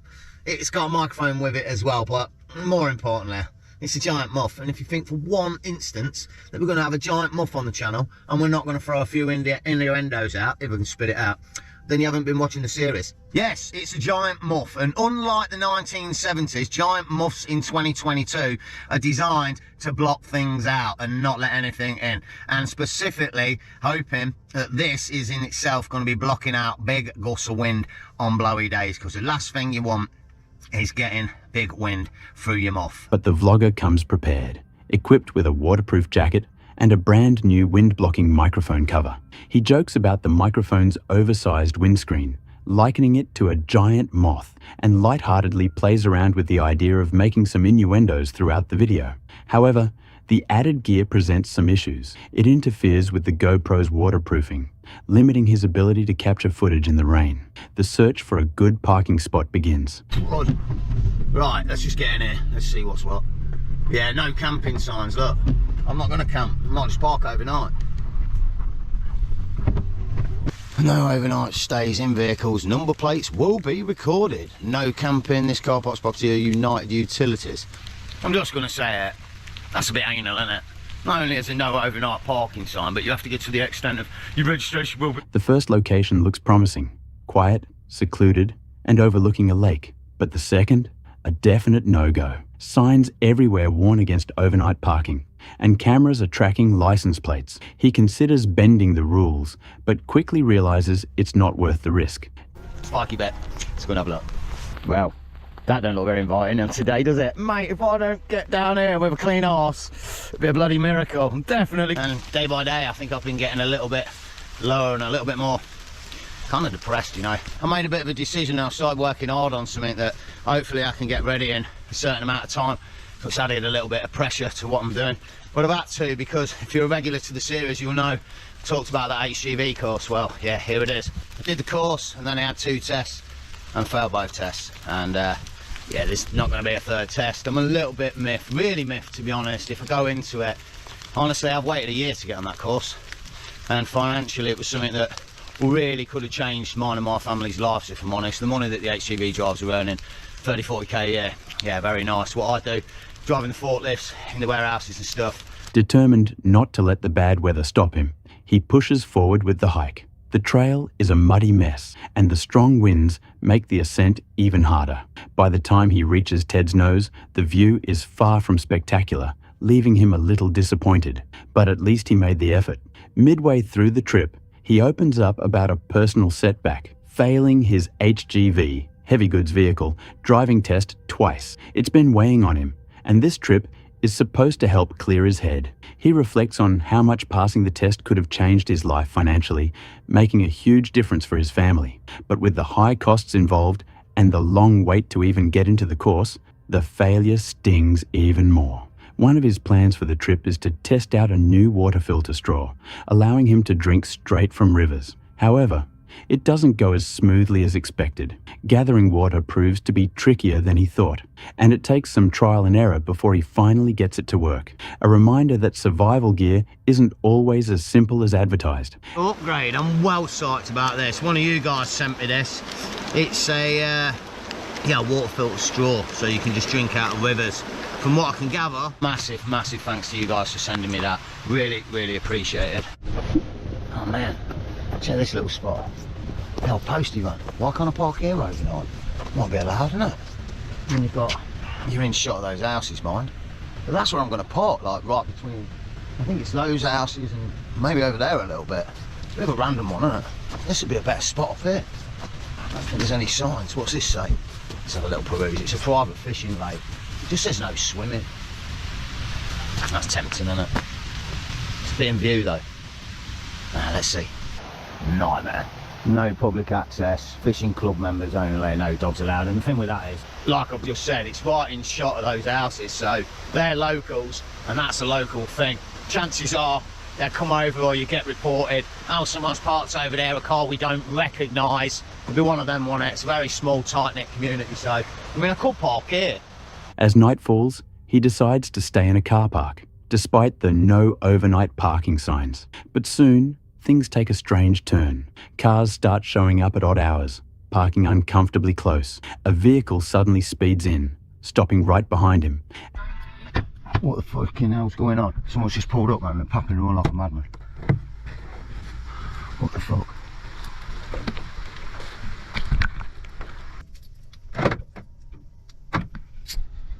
this is well dodgy. Someone's just pulled up right next to me, clapping around like a madman.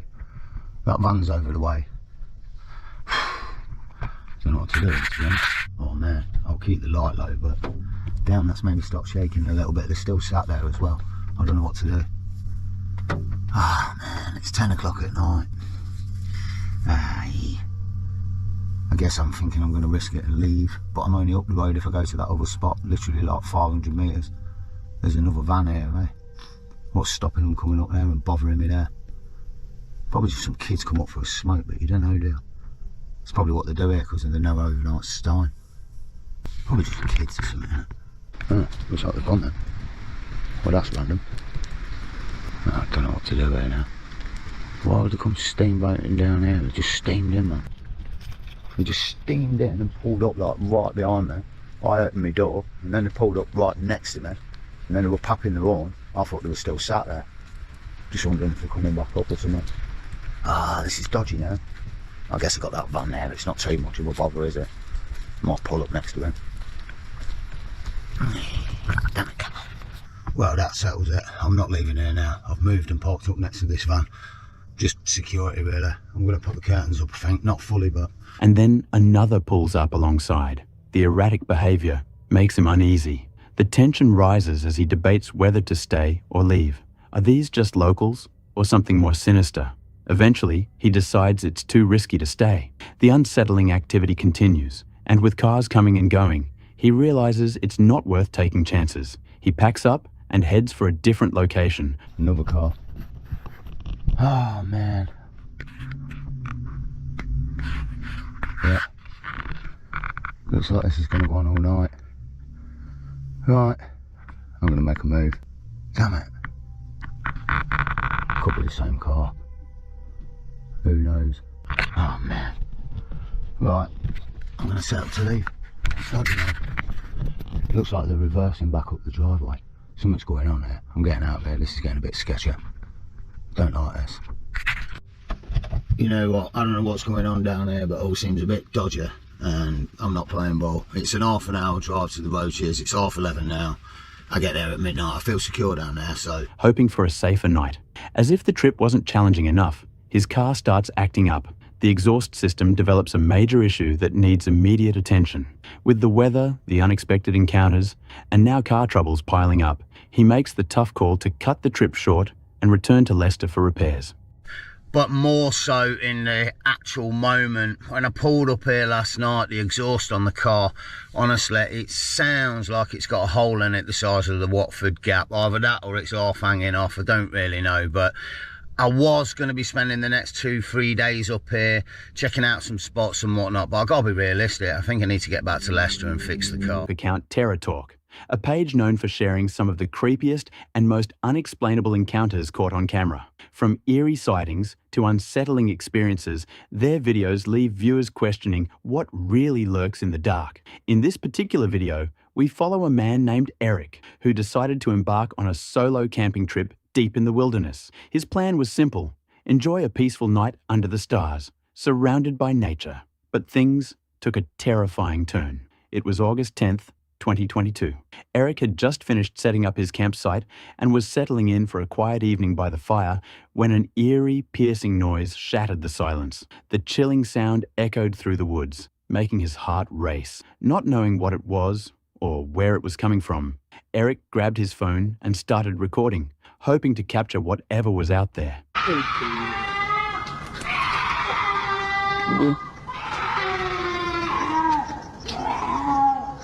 Then the screaming began. It was loud, gut-wrenching, and unlike anything he had ever heard. The sound surrounded him, growing more intense with each passing second. He scanned the trees, trying to make sense of it, but there was nothing. The horrifying noise continued for what felt like forever before suddenly stopping. The woods fell silent again, but the fear lingered. Eric stood frozen, debating what to do. His gut told him to get out, and he didn't hesitate. Grabbing his gear, he quickly left the campsite, shaken but relieved to be heading back to safety. Once the footage hit the internet, it sparked endless speculation. Some viewers believed the screams belonged to a large predator, while others thought it could be something far more mysterious, perhaps even supernatural. Number 2. Stephen Donovan and his friends were in search of adventure, and they thought they had found the perfect way to experience it, using the Randonautica app. This app generates random coordinates, often leading users to strange and unsettling locations. Their journey started like any other, but it quickly took a dark turn. As they followed the pin, the road became more isolated, leading them to what looked like an abandoned ghost town. The wooden buildings stood eerily silent, their windows dark and lifeless. But something was off. Inside the structures, mannequins were posed unnaturally, standing behind dusty windows as if watching from the shadows. The eerie stillness only made the situation more unsettling. The further they went, the stranger things became. Rusted, abandoned cars lined the road, their interiors completely gutted. Then, a chilling warning appeared. A private property, no trespassing sign. The road eventually became too steep and narrow to continue by car, so they decided to continue on foot. By now, night had fallen, and the darkness made everything feel even more sinister. Then, the unexpected happened. A rock tumbled down from the hillside, landing directly in their path. The timing was too perfect, as if someone or something had thrown it. And the moon came out, giving it just more of a creepy vibe. But we had the pin pulled up, we were so close to it, and this happened. I don't know how to explain this. We're the only ones around, and a random rock falls. I think that was a sign that we should leave. But we kept going. Despite the overwhelming sense of unease, they kept going. Soon, they arrived at the ruins of an old building. As Stephen stepped closer to get a better look, he noticed something inside. We kept going.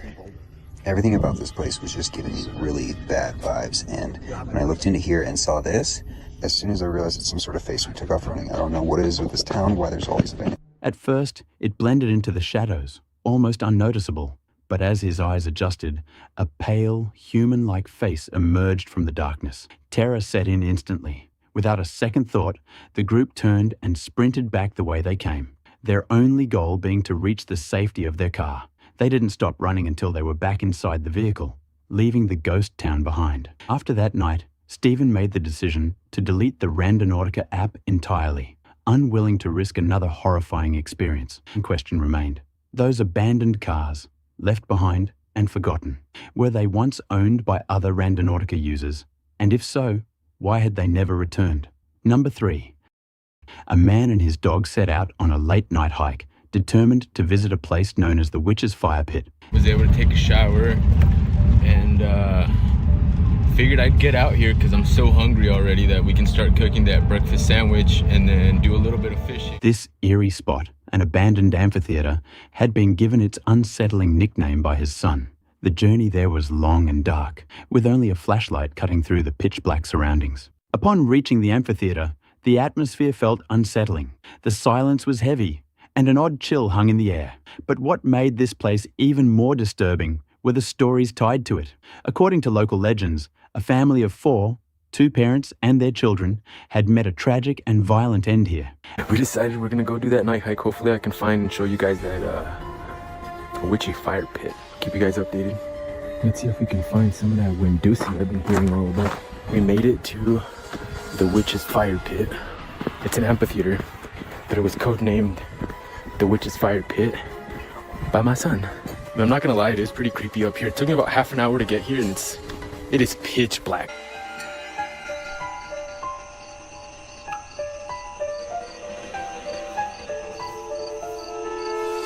As the story goes, the family had been camping nearby when a massive bear attacked their tent. We heard there's a report of a family that's seen shadow figures that leave from this amphitheater, walk up to the dance hall, which is just up the hill.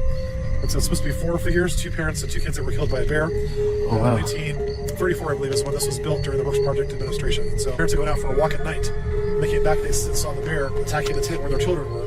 And so the parents went to try and help, and they were killed by the bear as well.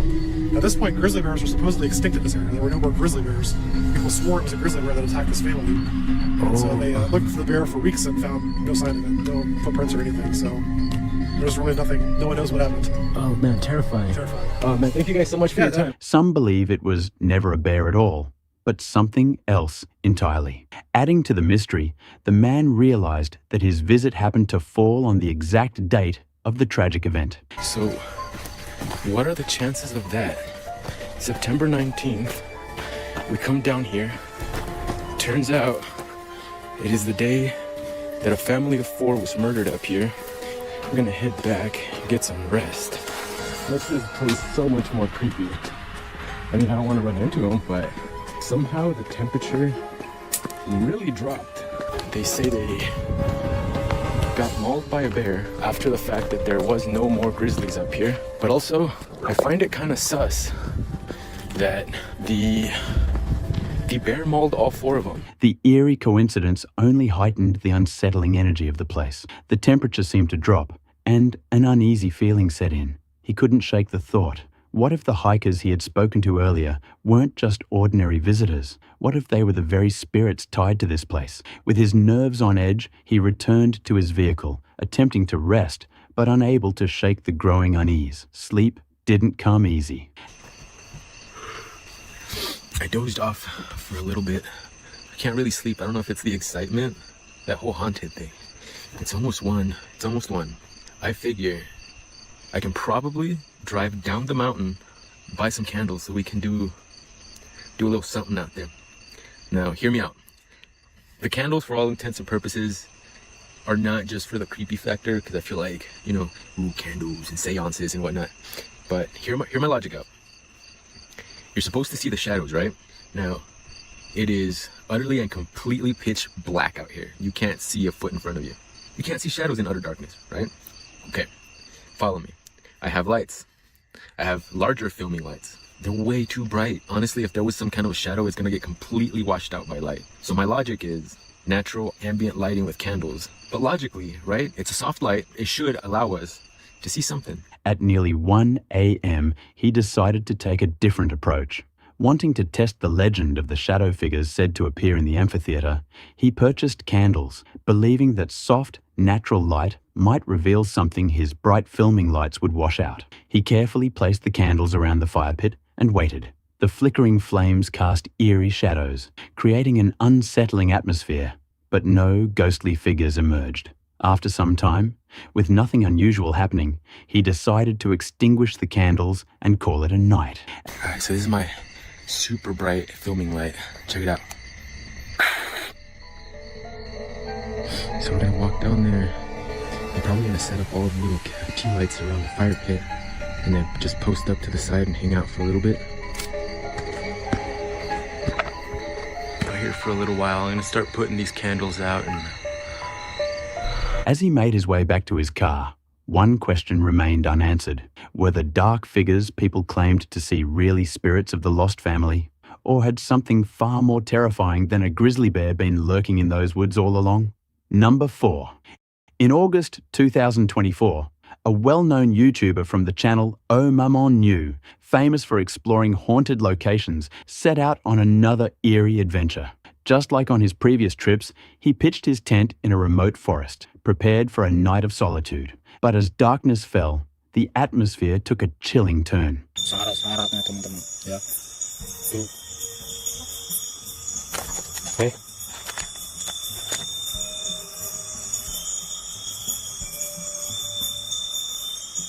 Apa? Lampu runang ya? Ada lampu di situ. Kembali, Din. Stop.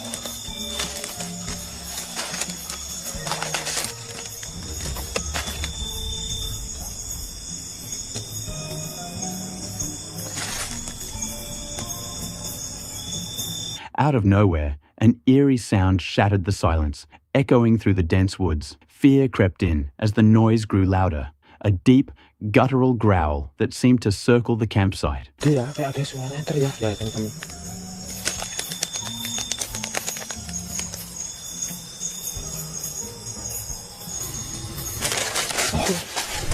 Seeking shelter, he rushed into his tent, hoping it would provide some sense of safety. But whatever was out there wasn't leaving. The sounds intensified, growing closer, more aggressive. It felt as if something powerful and unknown was trying to get inside.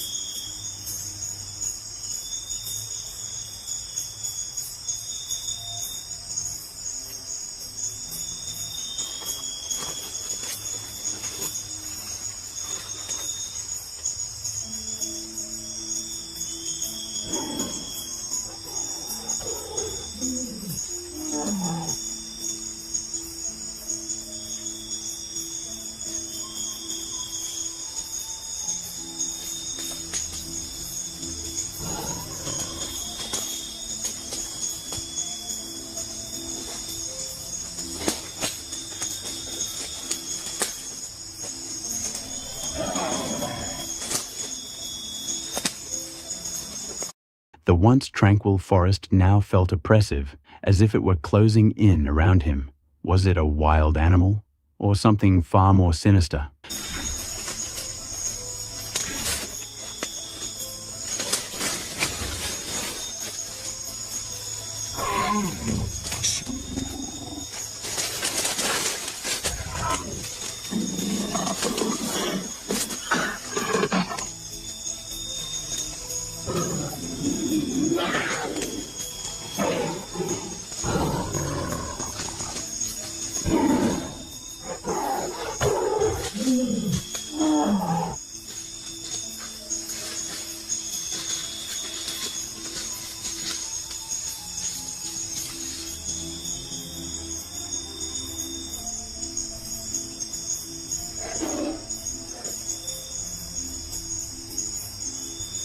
No clear answer ever came.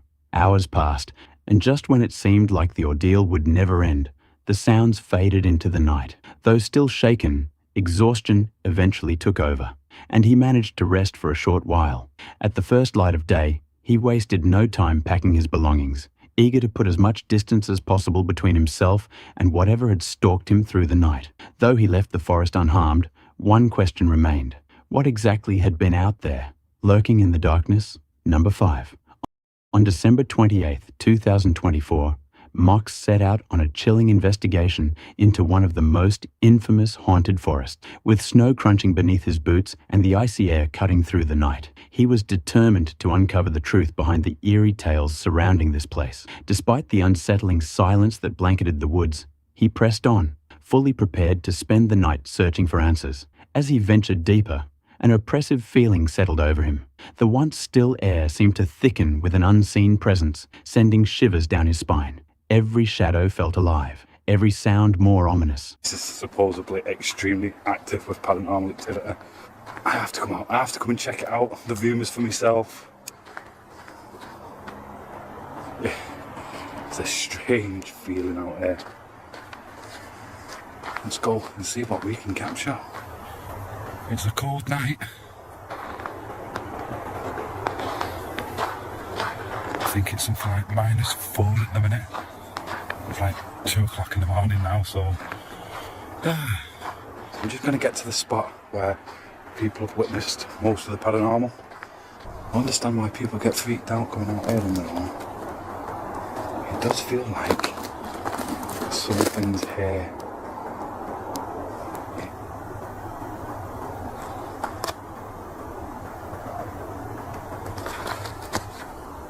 Hello? I swear somebody was just stood up here.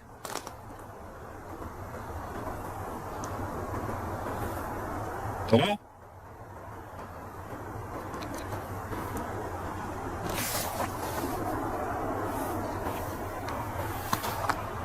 A sudden noise, a distinct, deliberate whistle, pierced the silence. He stopped, his breath hitching as he scanned the darkness. Was someone there, or was it something else entirely? His instincts screamed that he wasn't alone. I feel like I'm being stalked. I'm getting that sixth sense like there's somebody else here with me.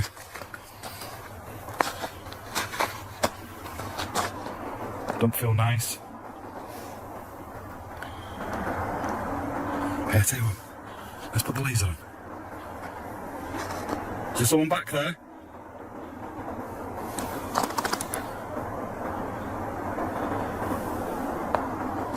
I'm just getting deeper and deeper into this woodland.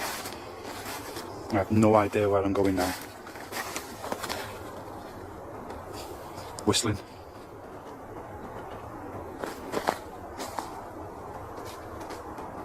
Yo, who's that? Yo, that's somebody coming towards me. Who's there? He stopped. He's literally stopped. The sound of footsteps echoed nearby, but no figure emerged. The deeper he walked, the more overwhelming the sensation became, as if invisible eyes were tracking his every move. Then, in the distance, he spotted something unexpected. That was somebody on the ground. That wasn't a bird up in a tree. That was somebody on the ground. When you get that sixth sense like somebody's coming towards you. That's what it was. What the hell is over here?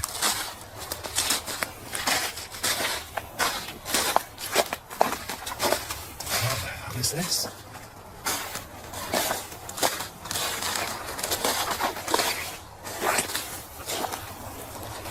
See, that's a bird. Now this is interesting.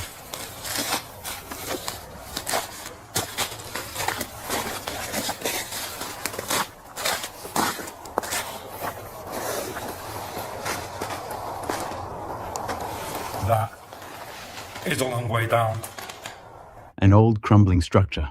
Momentarily distracted, he approached, curiosity overpowering his fear. But just as he stepped closer, another sound sent a jolt through him. A whisper? A breath? He wasn't sure, but it was enough to remind him that lingering here might not be the best idea. Whatever that is.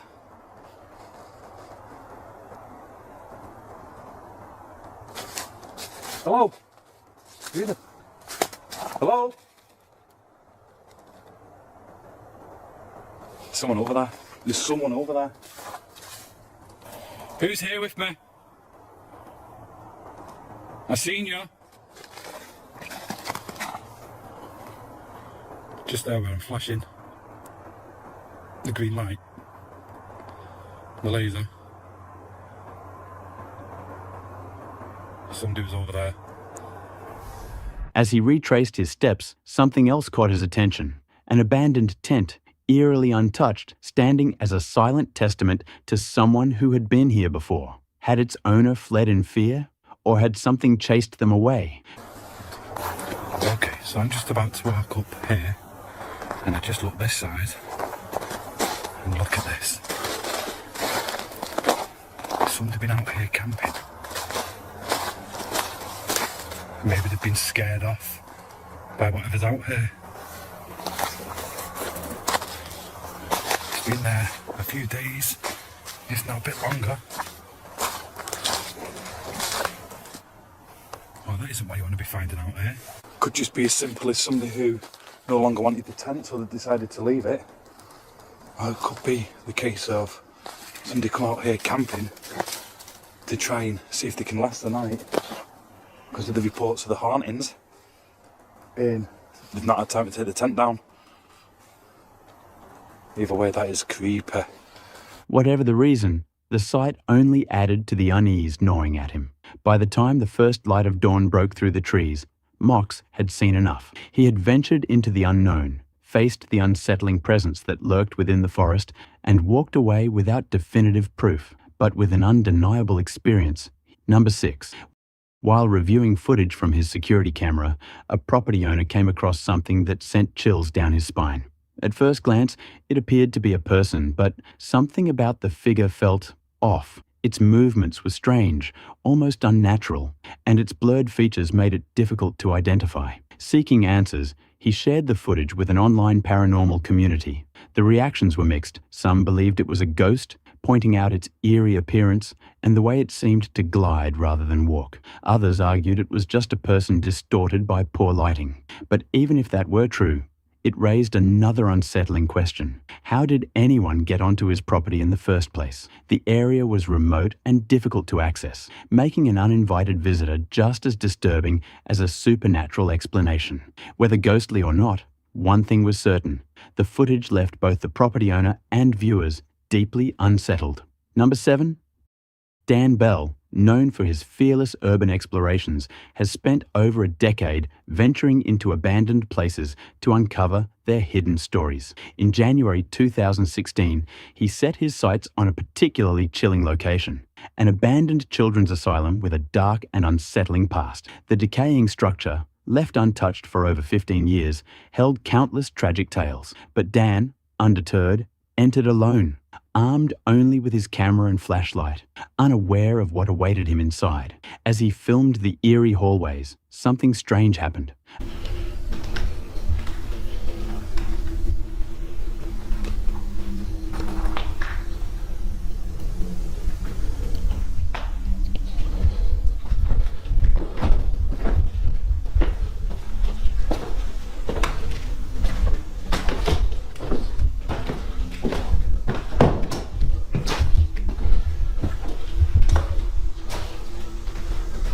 A shadow moved across a white door. Something or someone had noticed him and quickly disappeared. But Dan didn't seem to see it. Later, his camera captured an even more chilling detail.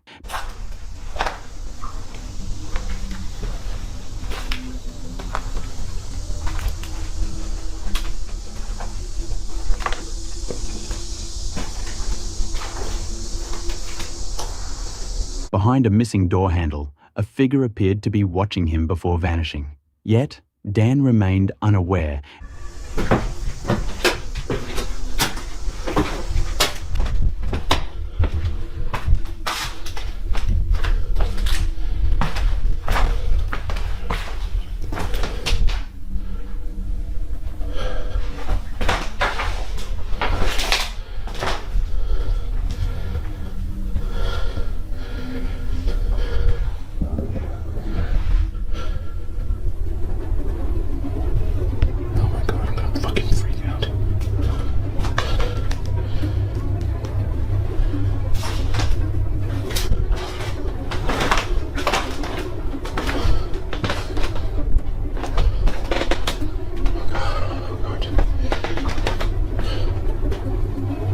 And continued exploring deeper into the asylum. Then came the most disturbing moment. In a room covered in debris, he found blood splattered across the floor. As he recorded, a faint whisper could be heard. "I've been shot here." Some believed it was the voice of a restless spirit, while others suspected squatters trying to scare him away. Feeling uneasy, Dan decided to leave and return after dark, but he had no idea that unseen eyes had been following him the entire time. When night fell, Dan re-entered through the lower levels, navigating the crumbling basement before heading back upstairs.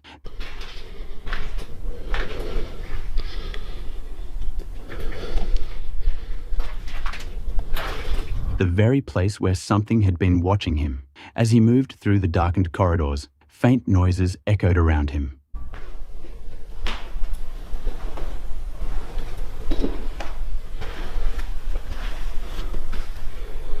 Damn, somebody really wanted to get out. Basically, guys, I'm trying to keep the light.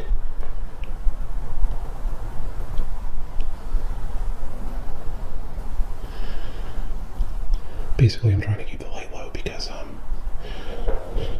I don't want, people who live around this building to see my light. So,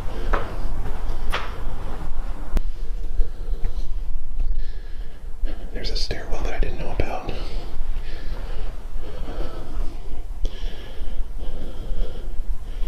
I'm gonna stick to the main. The hell is that? Then, a chilling moment. A man's voice whispered, "Hello." This time, it was impossible to ignore.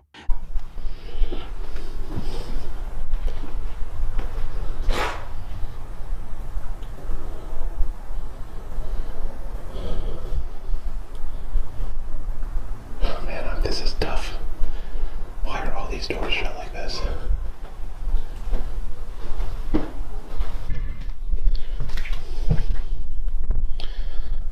Okay, I can't with this room. I really can't.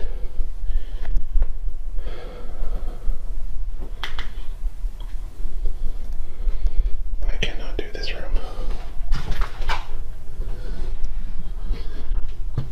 I'm not going in there. Fuck that shit.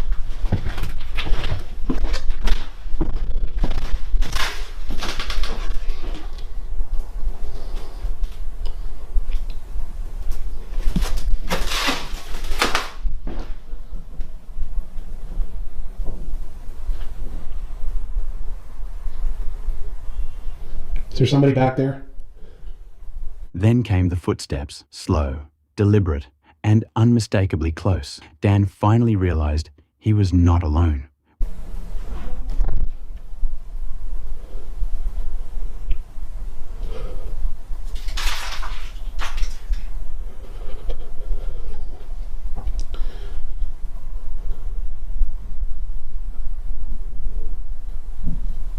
What is going on?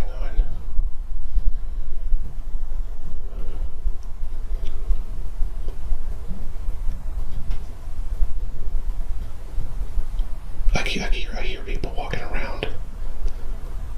I don't know if you guys can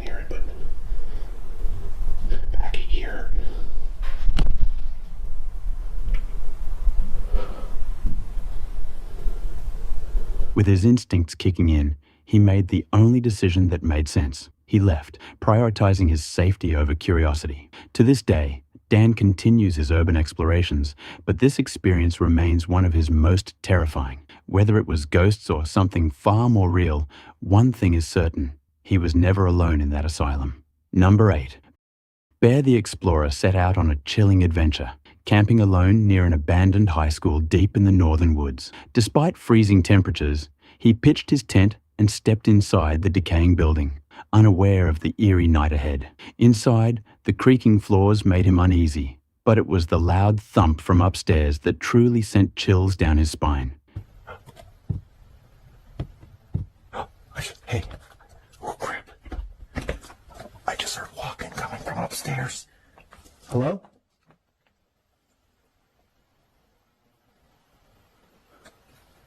Man, that sounded like... I heard a thump, like light footsteps. There's no way, though. No ways. Hello? All right, right now I got the goosebumps right now. It sounded like footsteps. "Hello?"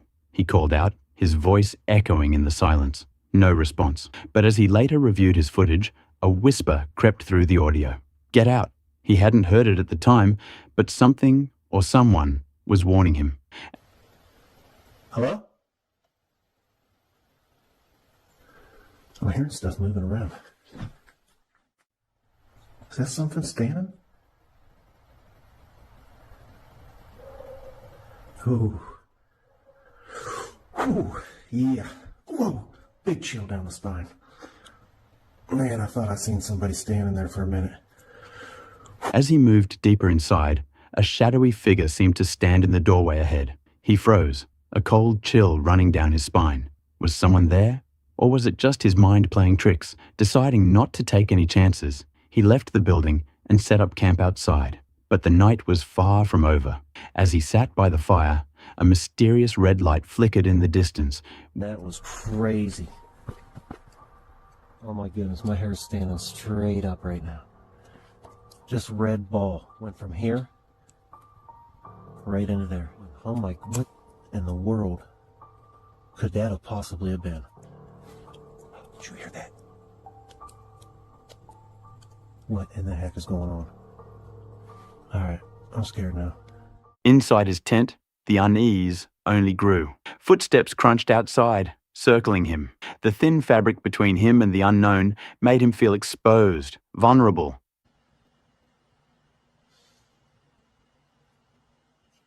It's weird how vulnerable you feel in a tent. Like right now I feel vulnerable.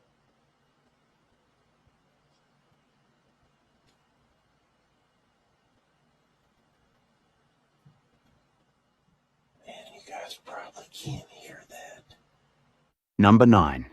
In this chilling video, Dan again, the man behind Cursed Urban, ventures into the infamous Silent Forest, a place known for its eerie stillness and high paranormal activity. Legends speak of mysterious figures, unsettling noises, and even Bigfoot sightings. Determined to uncover the truth, Dan sets up camp, unaware of the unsettling night ahead. As darkness falls, he prepares for his investigation, using his spirit talker to communicate with any lingering entities.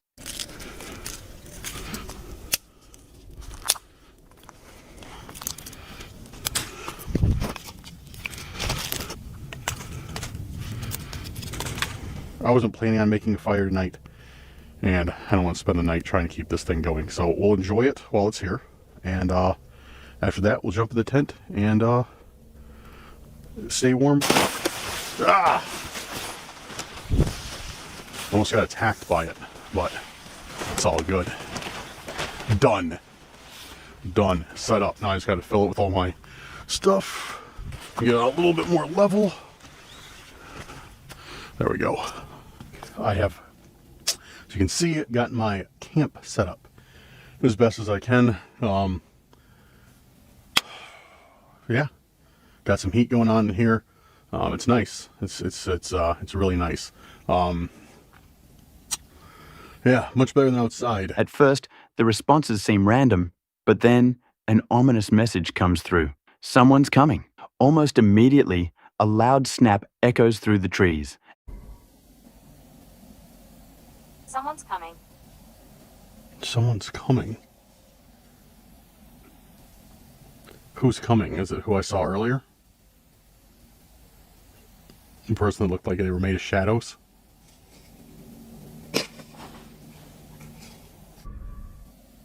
Someone's coming.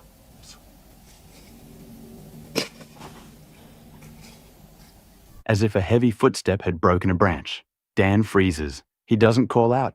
He just listens. The rustling continues for a moment before fading back into an unnatural silence. Was it an animal, a person, or something else entirely? The eerie coincidence leaves him rattled. Hoping for more answers, he cycles through his equipment, but the spirits seem to have lost interest.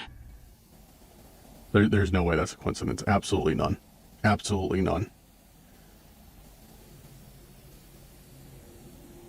All right. So after that last response, we were dead in the water. Didn't hear anything from Spirit Talker. Waited a few minutes, 5 minutes, maybe 7 minutes. Nothing. Nothing at all. That what we heard though. That was, like I said, dude, that was too much of a... It started off good, and then it seemed to get slower with less and less answers, and then slower and slower, and now it's just nothing. I can't get anything on either of these two.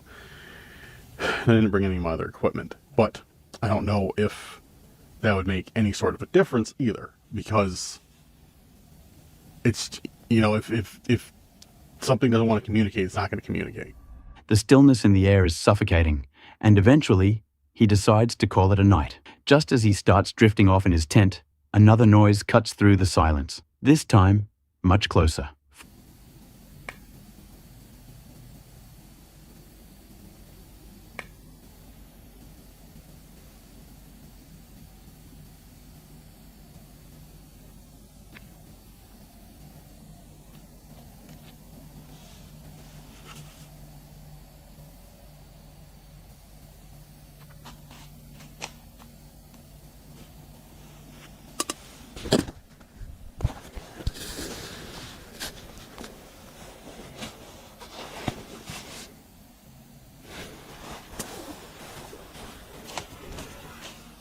Footsteps, deliberate, slow. Something, or someone, is moving just outside. His heart pounds as he listens. The uncertainty is unbearable. Gathering his courage, he unzips the tent and peeks outside. Then, bang! A sudden metallic noise rings through the forest, making him stop in his tracks. He scans the darkness, but nothing is there. The woods are empty, yet the feeling of being watched lingers. Shaken, Dan debates whether to stay or leave.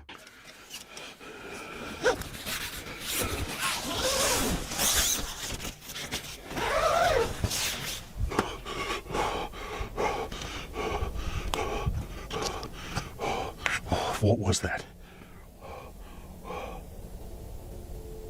Hello? Is there someone here? With no hope of getting any sleep, he finally makes the call. It's time to go. Packing up his gear, he keeps glancing over his shoulder, expecting another noise, another figure in the shadows. But as he leaves the silent forest behind, one question remains unanswered. What was lurking out there in the dark? The next video comes from the YouTube channel Man Dog Wild, where Daryl, an experienced outdoorsman, has been sharing his wild camping and survival adventures for years. His love for nature is clear in every video as he explores remote locations and takes on the challenges of outdoor living. This time, he returns to a spot in the English countryside that left him unsettled during his last visit. Strange and unexplained sounds had filled the night, leaving him with more questions than answers. Despite the eerie experience, curiosity pulled him back, though he had no idea what this trip had in store for him. On January 16th, 2025, Daryl arrives at the familiar yet mysterious location, ready to set up camp. The sun is still shining, and with his dogs by his side, he takes a moment to enjoy the peaceful surroundings, brewing a cup of coffee and soaking in the quiet.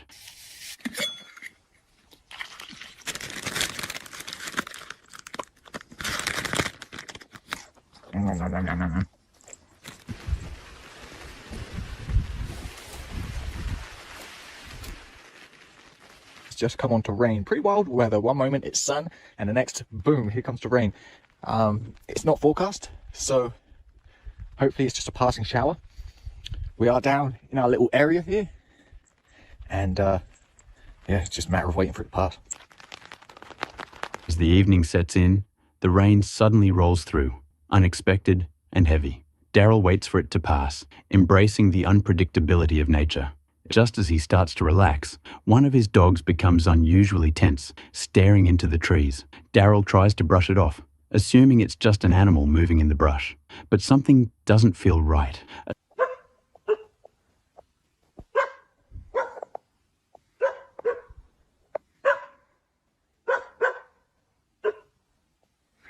He's not barking.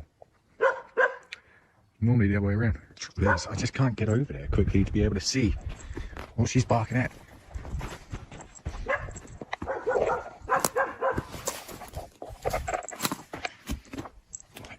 Like, there's just no way to get there quickly.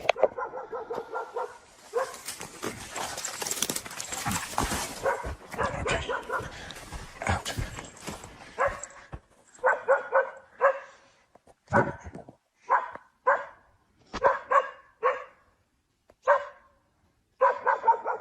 Thing is, if it was a person, Yeti would be barking too.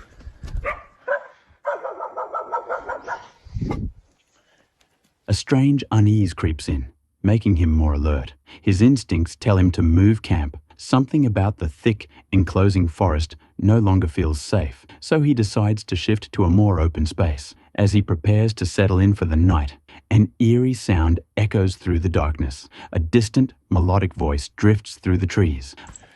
Okay.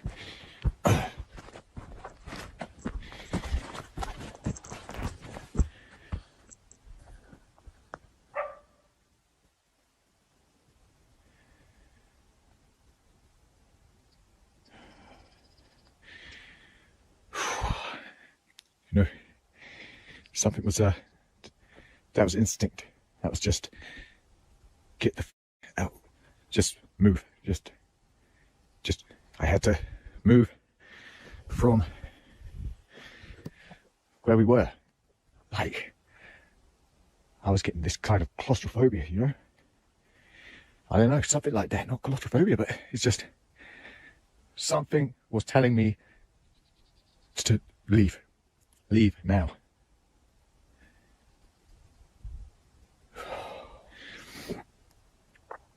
Yeah.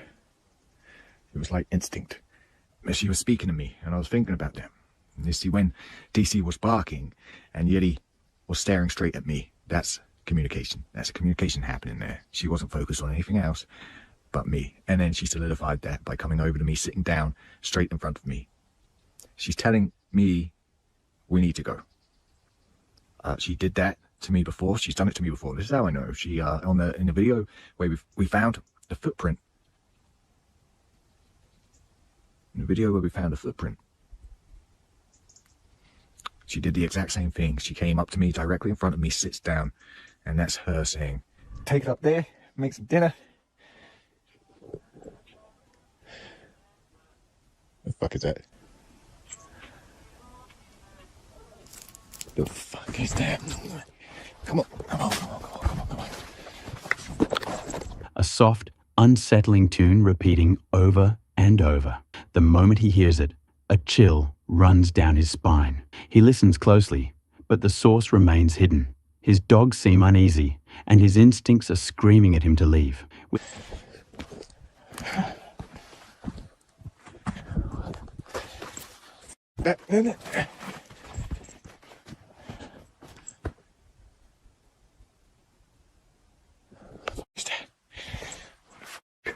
There's a... Eddie, you catch up. We'll leave. Jetty. Let's go.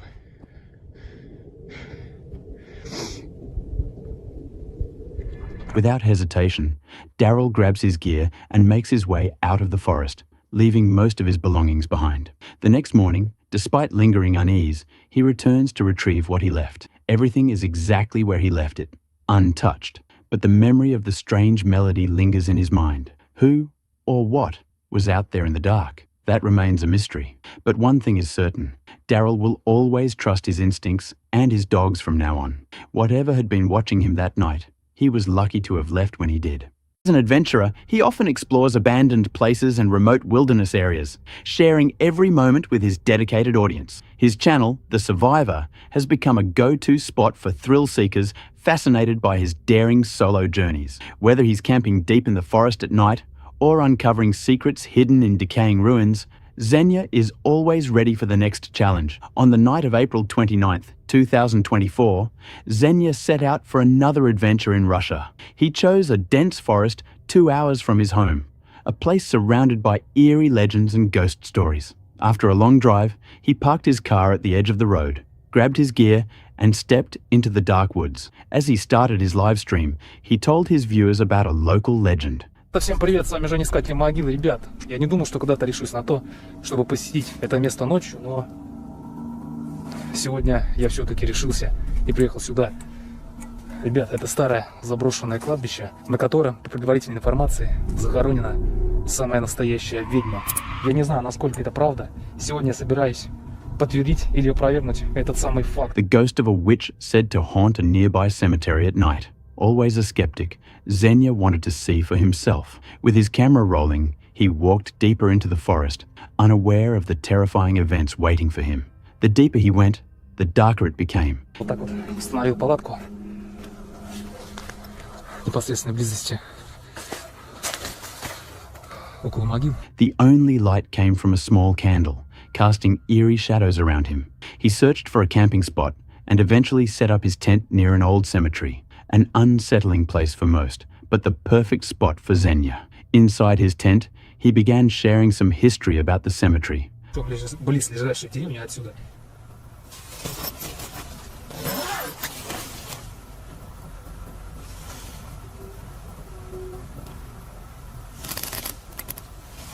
Показалось, бля. А знаете, когда находишься здесь, как-то на подсознательном уровне не чувствуешь себя не так страшно, а как когда ты находишься.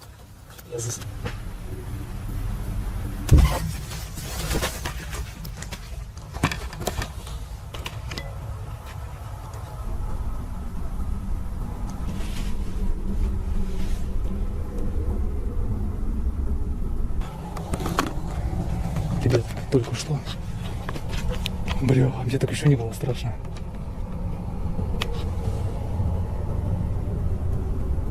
Там в кладбище был треск. Я не знаю, сколько записался звук. Буду надеяться, что записал. But suddenly, he heard a strange noise. At first, he brushed it off, thinking it came from a nearby village. But as the sounds continued, his unease grew. Determined to find out what was making the noise, he grabbed a flashlight and stepped outside. Shining his light around, he saw nothing but trees and gravestones. Then, a chilling sound broke the silence. A faint, eerie singing coming from the direction of the cemetery. Xenia froze. The haunting melody sent shivers down his spine. Instead of running, he followed the sound, stepping closer to the graves. Просто нереально страшно. Вот там идет вход в само кладбище. Знаете, от кладбища она отходит. От кладбища она отходит. The air felt heavier, as if warning him to turn back. Then, he spotted something, a faint glow in the bushes. As he moved forward, two glowing eyes appeared in the darkness, watching him.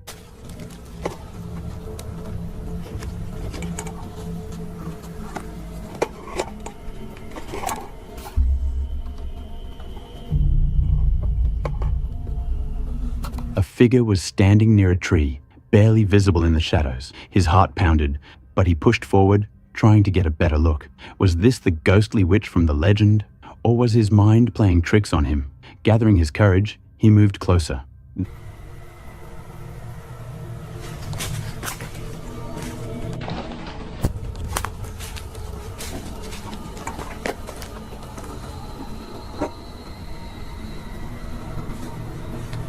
Блин, просто нереально жесть. Теперь просто представьте на секунду, что вот я сейчас здесь стою. И, ребят, это можно, но без шуток, просто получить разрыв в сердце. Then reality hit him. He was not alone. A deep sense of fear settled in. Instead of risking a confrontation, Xenia quickly turned back toward his tent. But when he arrived, his fear only grew. Да блин, эти звуки, блин, деревьев. Подождите секунду, я вроде бы закрывал, когда уходил в палатку. Или нет? Сука. Это называется у страха глаза велики. Просто банально, наверное, не понял, что я не закрывал, оставил в таком положении. Это не мой след. В смысле...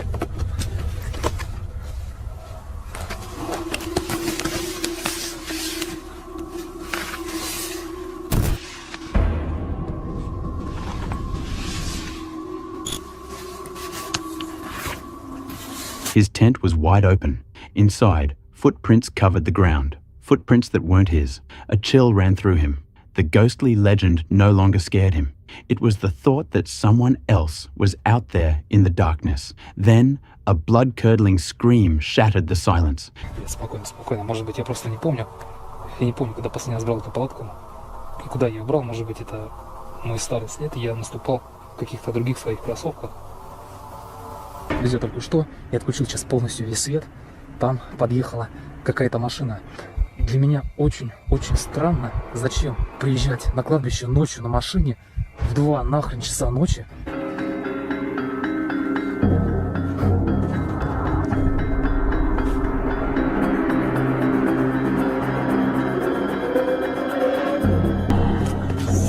Xenia's heart pounded as he grabbed his camera.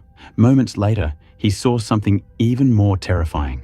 A flashlight moving through the trees, heading straight toward him. Frozen in fear, he watched as a shadowy figure came closer.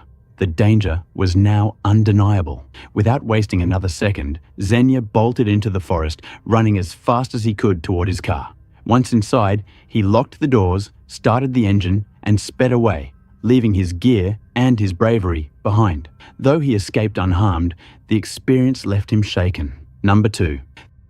3 friends were driving home late at night after a weekend of camping. The road stretched ahead, flanked by dense forest on both sides. The peaceful silence inside the car was only broken by the hum of the engine and the occasional rustling of trees in the wind. But that sense of calm didn't last long. As the car's headlights illuminated the roadside, an eerie shape caught their attention. Something dark and low to the ground crouched near the tree line, unmoving. At first glance, it seemed like a wounded animal, a stray dog, or perhaps a coyote. Intrigued, they slowed the vehicle and began recording, hoping to get a better look. Then, an unsettling sound filled the air.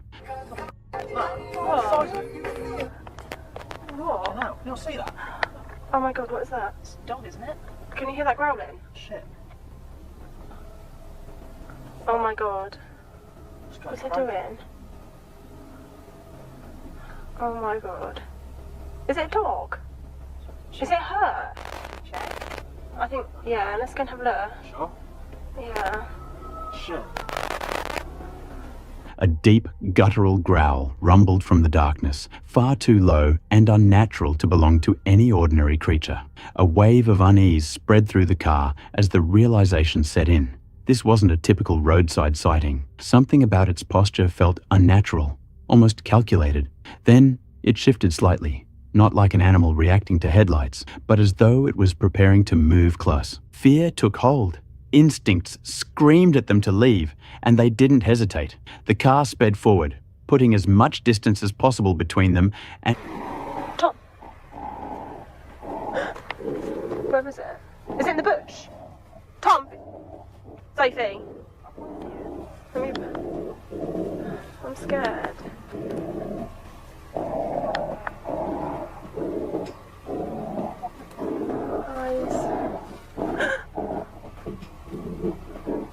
It sounds really close. Right, get in the car now, Tom. Let's get in. Oh my god. Go. And whatever had been lurking in the shadows, the overwhelming sense of being watched lingered long after they had escaped the area. Only when they were far away did they dare to review the footage. The recording captured exactly what they had seen: a dark, humanoid-like figure crouched near the trees. But upon closer examination, something wasn't right. Its feet, where one would expect paws or claws, appeared disturbingly human. Its movement, though unnatural, wasn't impossible for a person to imitate. The encounter left them with more questions than answers. Some speculated that they had witnessed something supernatural, while others wondered if it was an elaborate hoax. Regardless of the explanation, the fear they experienced was undeniable. Number 3. Penry Country Park, once a well-known site for pirates and sailors, it later became infamous for something far more unsettling: ghost stories. After the area was abandoned, rumors of paranormal activity spread, drawing the attention of 2 women who decided to camp in the dense forest, hoping to uncover the truth. As night fell, they set out to explore, heading toward a series of old bunkers hidden deep in the woods. The road was nearly pitch black, making navigation difficult and adding to the eerie atmosphere. We are currently down the road here, which is where the bunkers are, and World War I and World War II remains. So we're hoping to find these bunkers and go and explore them and see what's about. It's dark. I feel like you feel like is it best hunted, most seen, or BuzzFeed, whatever? After driving for what felt like miles, they finally came across one of the abandoned structures. Looks like this is one that they're like building in. Where are these? It's like Pizza Magazine. Huh? Pizza Magazine. Look in here. This is where they used to keep their munitions and feels just like a window. There's like glass all over the floor. The bunker stood in decay, its walls covered in graffiti, while broken glass and old magazine clippings were scattered across the floor. The air inside was thick with dust, carrying a strange sense of stillness. What the hell is that? It looks like a bomb. We used to keep bombs. Look at that. Illuminati confirmed.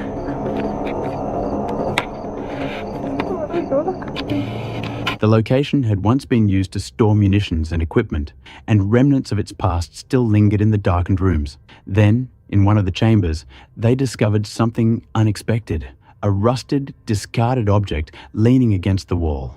Upon closer inspection, it appeared to be an old bomb. The realization was unsettling, adding to the growing tension of their surroundings. Moving deeper into the bunker, they stumbled upon an old, dust-covered television.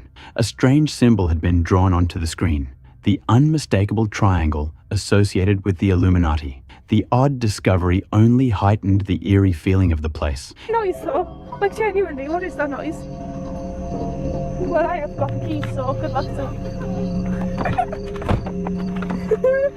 and look! So we're back in the car now. Well, yeah. We've driven to our next spot that we're going to explore, which is the beach. Apparently there's a beach. It looks creepy as that, doesn't it? This is a lovely flag.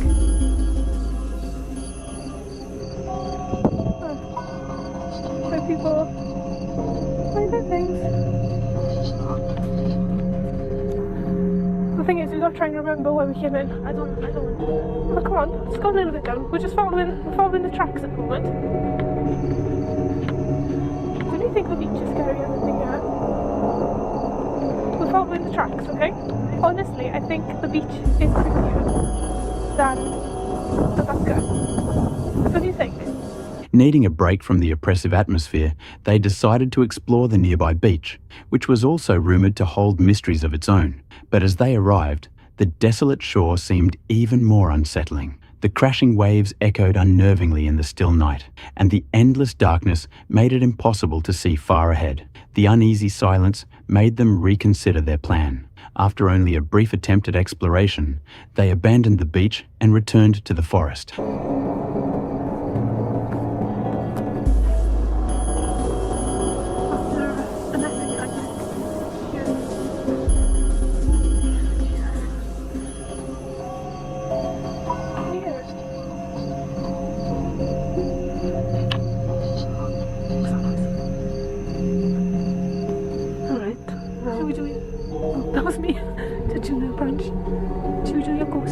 For one final attempt at a paranormal encounter, they activated a ghost radar device to detect any supernatural presence. At first, the screen remained empty, but then, suddenly, a red dot appeared, then another, and another. The sudden activity raised more questions than answers. Was the device truly detecting something beyond explanation? Or was it simply malfunctioning? Regardless of the cause, the experience left them unsettled. Number 4.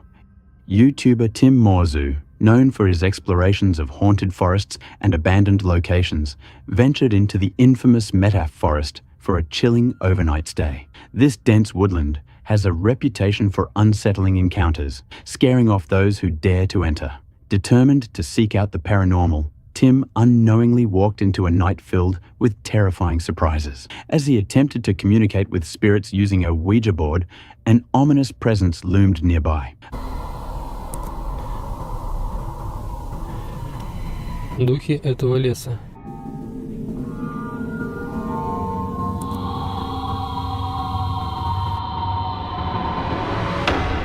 Unbeknownst to him, a shadowy figure moved behind him, barely visible in the dim light. Focused on the ritual, he remained unaware that he was not alone. Доску Ouija, ножи в палатке. Если ничего, то вот. The eerie silence of the forest was broken only by the rustling of unseen movements, signaling that something was lurking in the darkness. The real horror revealed itself later when Tim reviewed his footage. Вы тут?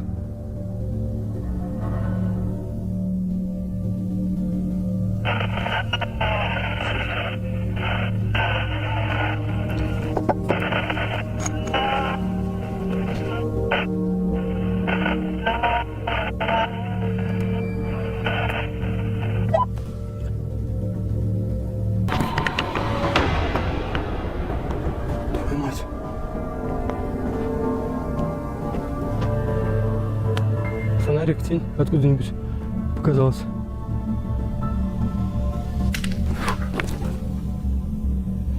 Being caught on camera, dashing through the trees. The realization sent a chill through him. He had been watched the entire time, but the forest wasn't done with him yet.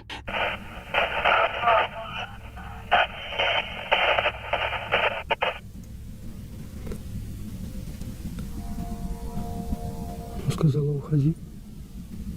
Рация снова шатается.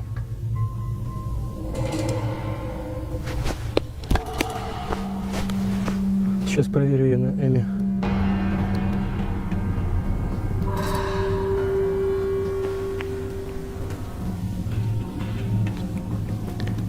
Сигнала нет.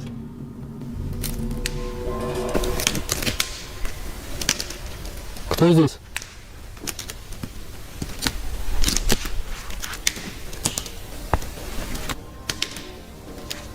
Кто здесь? The unsettling occurrences continued, each one more terrifying than the last. Strange sounds echoed through the trees, distant yet unmistakable. The oppressive atmosphere grew heavier, making every movement feel as though he was being followed. The feeling of being watched turned into an overwhelming certainty. Panic took hold as fear overwhelmed reason. Кто-нибудь?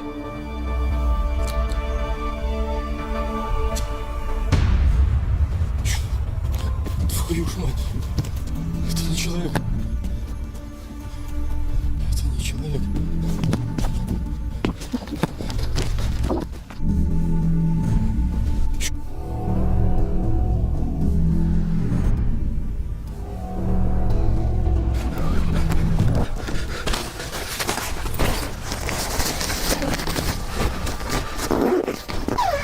Unable to shake the sense of impending danger, Tim fled to his tent, seeking even the slightest sense of safety. But the suffocating dread of the forest made it impossible to stay. Number 5. On a freezing winter night, YouTuber Chris Beard and his friends Benjamin and Yasko set out on a camping trip deep in the forest, hoping to capture paranormal activity. Known for exploring haunted locations, the trio was no stranger to eerie encounters, but what unfolded that night was far more terrifying than any ghostly apparition. After setting up camp, they split up to explore the darkness, with Chris using a spirit box to attempt communication with the unknown. The forest was unnervingly silent until faint footsteps began to echo through the snow. Despite scanning the area, there was no visible source. Nothing around us right now. It sounds like someone's walking around in the snow. Again, I'm a realist too. Like, there could actually be an animal nearby. Animal could be in like a little hole. Whatever it is likes to hang out in here, clearly. Like, look at all that. Whoa, whoa, whoa, whoa, whoa, whoa, whoa. Did you just... Agonizing. That is agonizing. It's agonizingly scary. Did you just tap on that tree? Something out here is trying to scare me.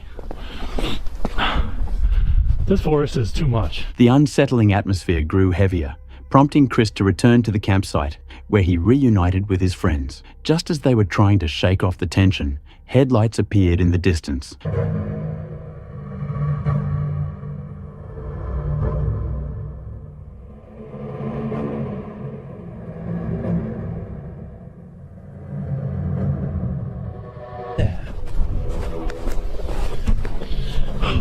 You guys good?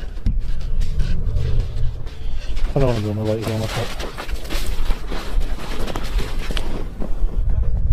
Something's coming. What? Something's coming. Where? Like a vehicle or something. What if it's that same vehicle from earlier? It might be. Oh. Like, you actually think there's a vehicle coming right now? Listen. Oh, I see lights, Dude, cut your light. Cut your lights right now. Is that a car? I literally see lights coming at us. Look at that. We're all lit up. I'm turning myself up. You guys see those lights up there? Yo, they're shining a light around. Wait, what? They're shining a light around. Look. What was that?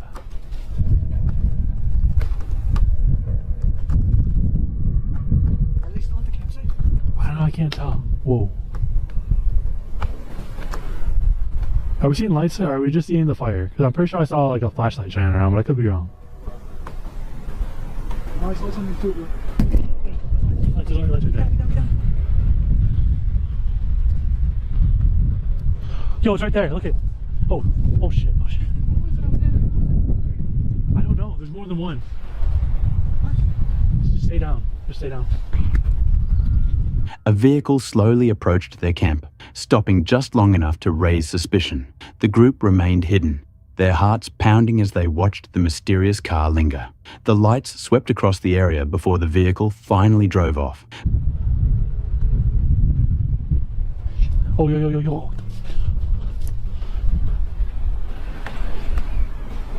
They stopped at our campsite. What are they doing? Ooh.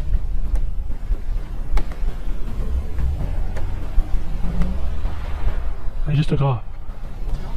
Bro, what the hell was that? Why did they stop at the campsite? How many people do you think there were? Any good? Let's all stick together. This is so weird. But something about the encounter felt off. They had seen flashlights moving through the woods earlier, long before the car arrived. Was someone already out there, watching them? Before they could fully process the situation, the night took a violent turn. One came from that way and was walking around our campsite with flashlights. Did they pick them up? They might have. Maybe there actually was somebody out here.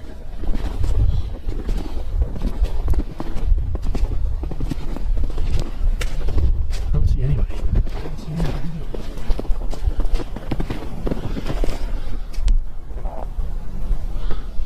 I think we're okay. Dude. That's a little strange. Because here's the thing. If someone's out here doing like a little campsite thing, why would you show up with lights outside of your windows, like pointing and stuff? Doesn't make any sense. Like they were just like shining, like I don't know if they were gonna try to take some stuff. So they pointed their lights at us. It was really weird. I just have a weird feeling. I'm just curious about what we saw initially, because there was noises and people from before that vehicle came, yeah, right? before they came. I saw a light moving around. Alright, no. Gunshots. Oh my god, yo, dude, kill the fire, let's get out of here, dude. Seriously, let's get the out of here. Kill the fire, let's get out of here. Get this. Those are gunshots. Here, fight this. I'm stacking anything on it. This bro. Can't kill your case. Alright, go. Get in the truck.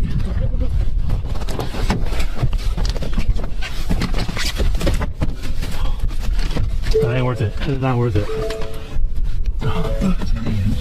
They were trying to scare us. That was so close to us, too. They were trying to Were they scare shooting at us? Out of nowhere, gunshots rang through the forest. Panic erupted. With no time to think, they doused their fire, grabbed their belongings, and bolted for their vehicle. The fear of the unknown was now replaced by an immediate threat to their lives. As they sped away, adrenaline coursing through their veins, they couldn't help but question what had just happened. Had they been targeted? Were they trespassing on someone's territory? Or was there something even more sinister lurking in the darkness? Number 6.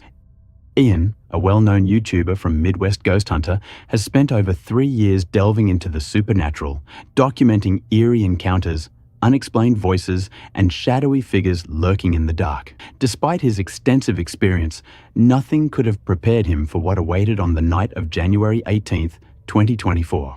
On this cold winter evening, Ian embarked on his most daring challenge yet, spending an entire night alone inside one of America's most haunted theaters. The abandoned theater held a long history of ghostly legends.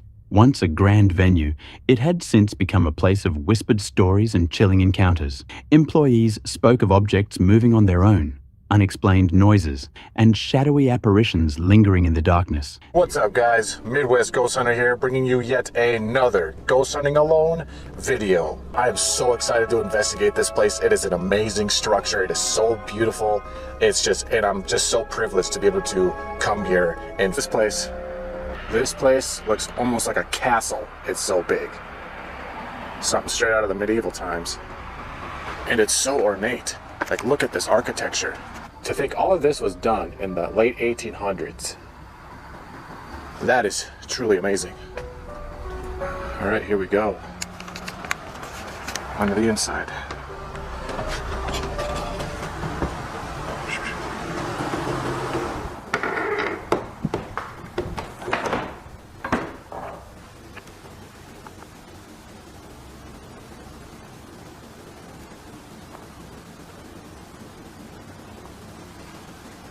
Hello? As he stepped inside, an eerie stillness settled over him. The grand architecture, reminiscent of another era, stood in stark contrast to the creeping unease that filled the air. Moving cautiously through the empty halls, he reached a grand staircase, infamous for a chilling photograph captured years ago. The image had shown what appeared to be a woman in white, seated at the top of the steps. The story had become a local legend, one of many tied to this haunted theater. Staircase. There's actually a picture an employee took, and it was of a woman in white. It looked like in a white dress. And she was sitting right there on the stairs. On the top section. Whoa. I heard that. Hello? Okay. All right. I gotta go up there. I'm hearing weird noises up there.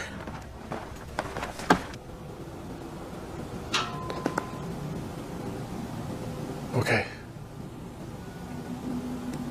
There's all kinds of weird noises going on up there, so I'm gonna go up there right now. As he explored, strange occurrences began almost immediately. Unseen footsteps echoed through the hall. Distant whispers floated through the air, and sudden movements flickered in the corners of his vision. In one of the upper rooms, a piece of paper seemed to shift on its own, breaking the stillness of the dimly lit space. The discovery sent a chill through him, but he pressed on, determined to document more. I thought I may have heard somebody up here. Who's up here right now? I know for sure I heard some weird noises up here, and I'm the only one in this building. So, who would be making those noises? That's why I like ghost hunting alone, because anytime I hear something, I know for sure it's not a person. It's his handwriting. They've kept that preserved. That must have been from his last lecture, before dying. Father, if you are indeed in here, could you tap on your chalkboard? Make a tapping sound like you're writing on it. I would be amazed if you did that.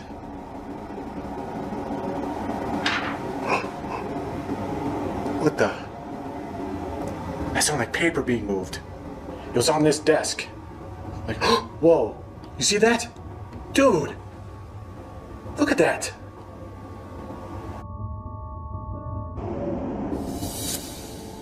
That has to be it. Look at that, it's literally hanging off of the table. Look at all the other ones, they're like straight, and then that one is just completely. Henry, did you just move this piece of paper? I wonder what's on this paper anyway. It's more of his writing.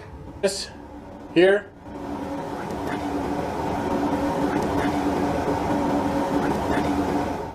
Is there anything else you can do in this office to let me know that you are here? Time to explore the basement. Descending into the basement, the unease grew stronger. The air felt heavier, the silence more suffocating.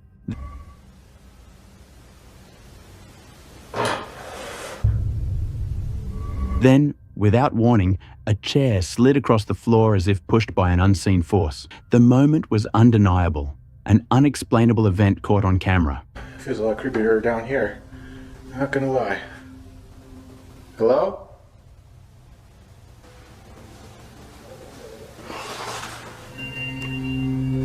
Oh my god, those sounded like voices. Hello?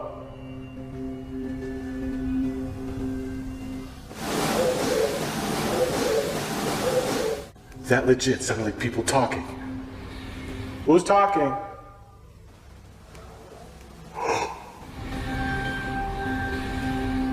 Okay, there's definitely someone in there. Sounds like people talking in here. Hello? Who's in there? Is there someone in here? There's literally nobody in here. And yet it sounded like there were. Alright, I know somebody's down here with me. Could you give me a sign of your presence? The door just opened! Oh my god! What just happened? Look at that. What? Are you serious? That was phenomenal. You got my heart rate going up. No way. It just moved again. Did you see that? Oh my god. I have no explanation for that. It didn't move as much that time, but that was enough. That was enough to know. The deeper he ventured, the more intense the activity became. Soft voices carried through the empty halls. Faint singing drifted from a dressing room, and a heavy curtain suddenly came undone as though someone had just slipped behind it. Nation's rumored to be just as active, and tonight, it seems luck is on his side.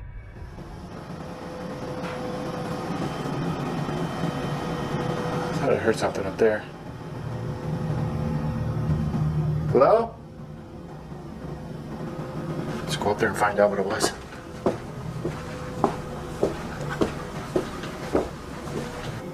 Anyone up here?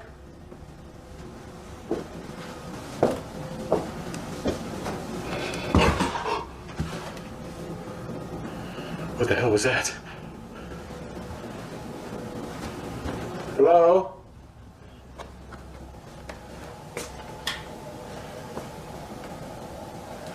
You making noise back here?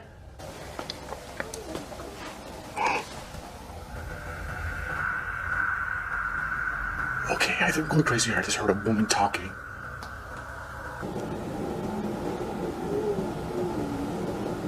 Oh my god. No way. That sounded like singing. I literally heard that with my own ears. That was in here. Look, there's nobody. What the hell? I was literally in this room. I literally heard singing in this dressing room. Every encounter heightened the tension, turning the investigation into something far more unsettling than anticipated. As the night stretched on, the activity escalated. I'm actually going to sit in one of these theater seats down here. I'm just going to kind of sit down here and just film around, listen for anything unusual. I think I'll sit dead center here. Alright, we got chair 210. I feel like I am not alone right now. There's so much energy in the air, I could just feel it. It's unbelievable.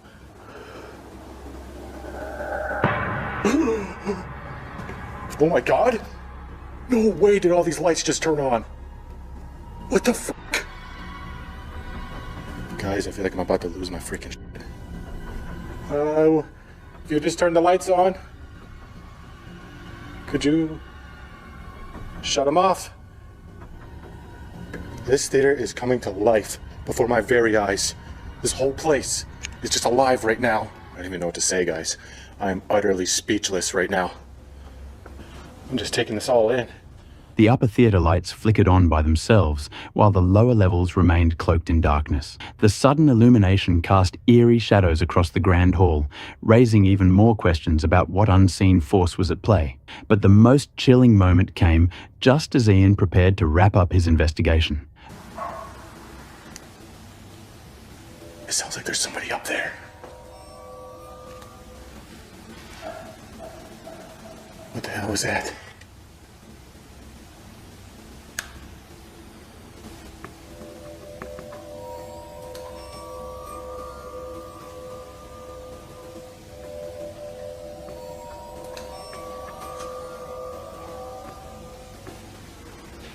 Oh, shh.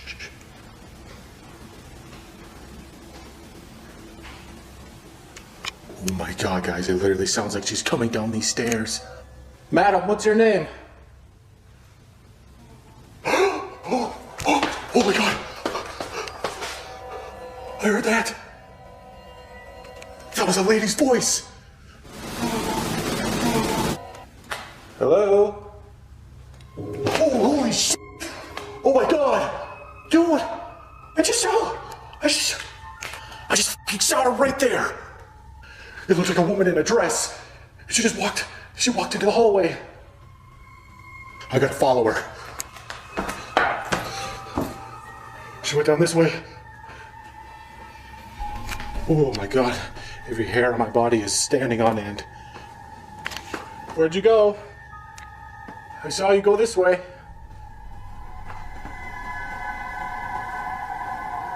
I feel like I heard her say Mabel.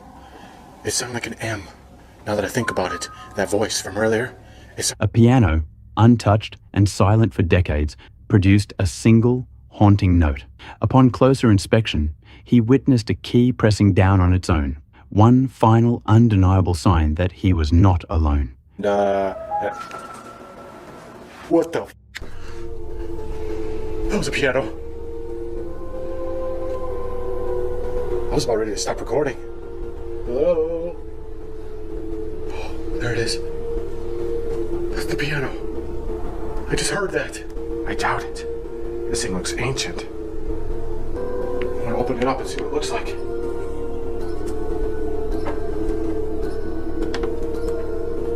Wow. Look at that. Oh my god! I just saw that! That was that key! Oh, holy shit! She's literally playing the piano!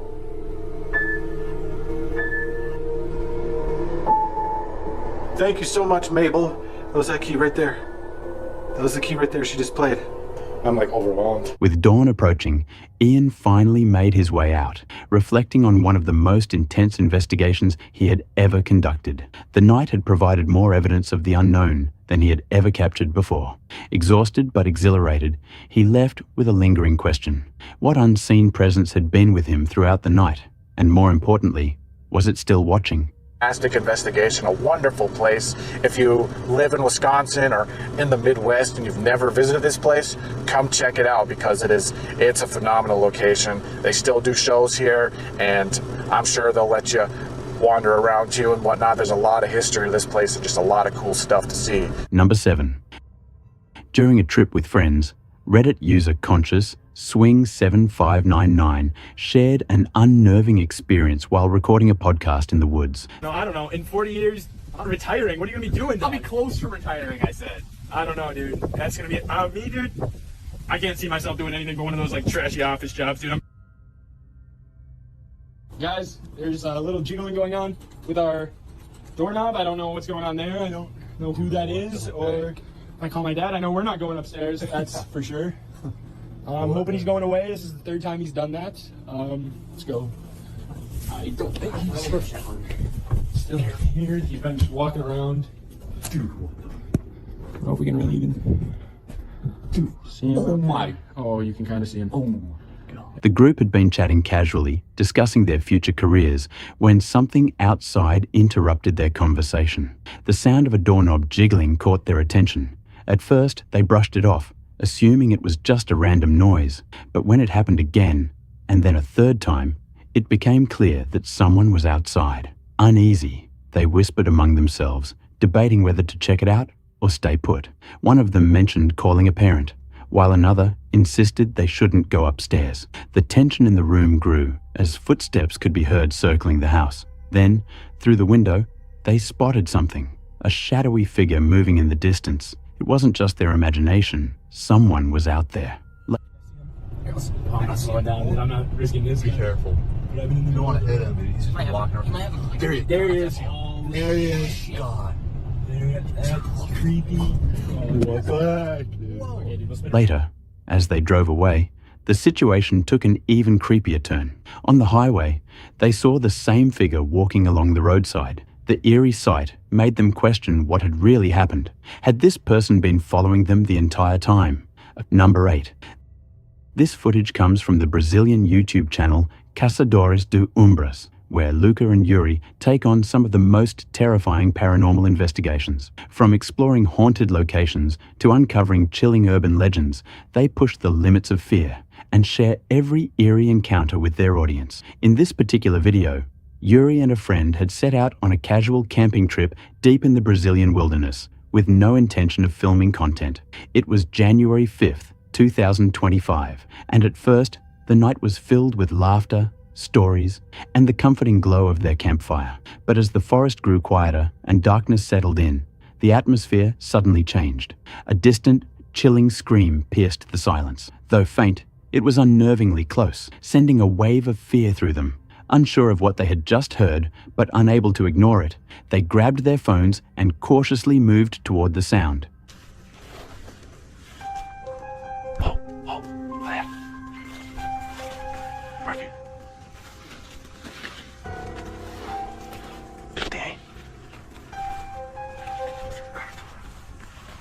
Tem passagem aí? Tem passagem desse lado aí?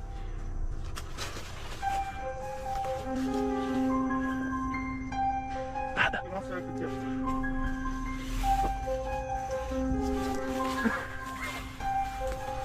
Their cameras rolling.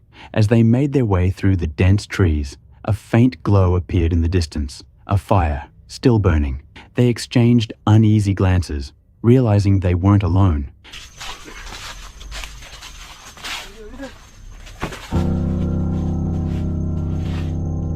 Que isso, cara? É ele? É ele? Tá com pulso. Ele tá com pulso. É ele. É o ex-membro da seita. Fala o seguinte. Porfírio, vem ver aqui, tenta acordar ele. Antônio, vamos fazer o seguinte, vamos dar uma ronda aqui em volta pra ver se não tem ninguém. When they finally reached the clearing, they were met with a sight that left them frozen in fear. Lying motionless by the fire was a man, his face obscured by a white cloth. Panic set in as they rushed to check for signs of life. To their relief, he was still breathing, but he was unresponsive. The unsettling thought lingered. Ele tá acordando?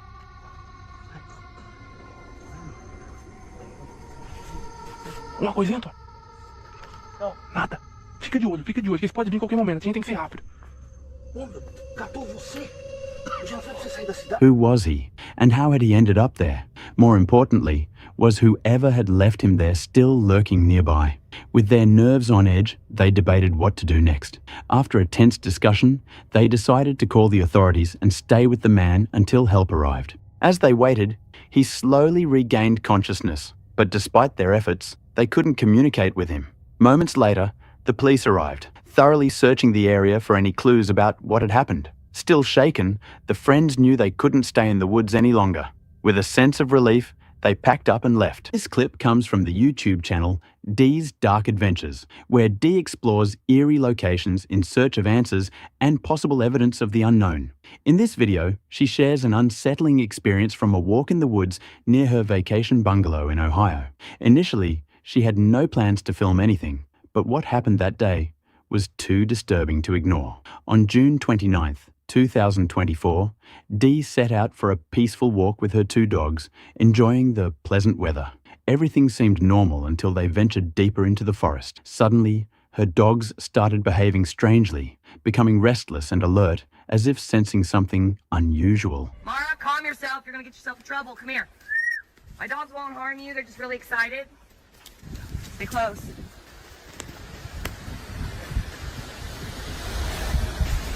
What's that? Hello?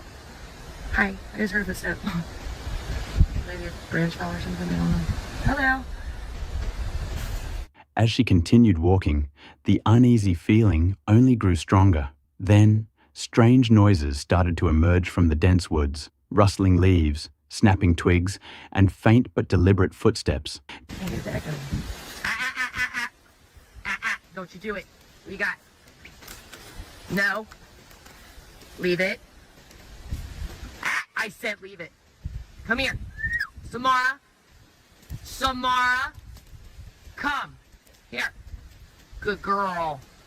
Good job. Let's get a treat. Good. You did a good job. You did a good job. I'm gonna get you one. I don't see a deer over there or anything. What'd you see, huh? You can't go chasing after them, okay? Oh. Or not. I haven't seen any for like 5 minutes. I'm hoping. I keep hearing but it's not like that. It's 2 steps. They haven't latched onto anything at the moment, so she's just walking around, so maybe we just keep moving.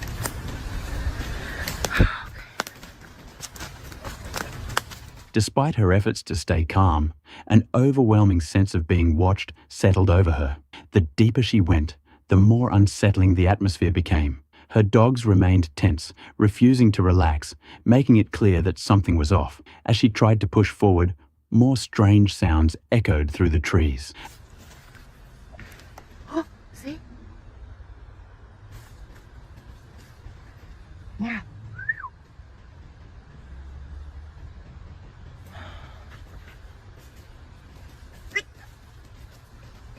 Do you not like my toy? Girl, stay close. Mia, I don't know where you're going. You never go that far. Stay close.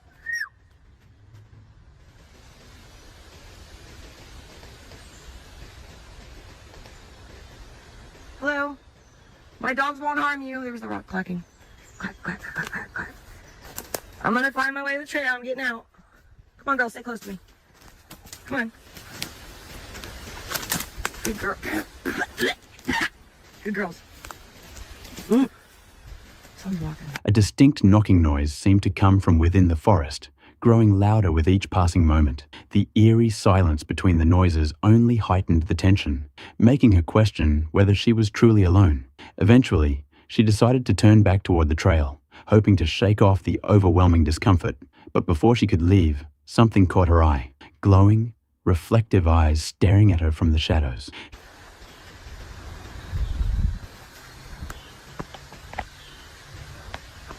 I can't get the zoom in anymore than that, dang it. I see eyes. This is silver. Come. Alright, Marm, you got your water puddle, honey. Right there. I don't know if you can see that little plot, but it goes in there. There's a pond there. And then, oh, we got storage. Girls, come. No, Samara, leave the bird alone. She's a water dog. Come on. Oh, you guys are kicking up some stank. Oh, God, you gotta get in my truck.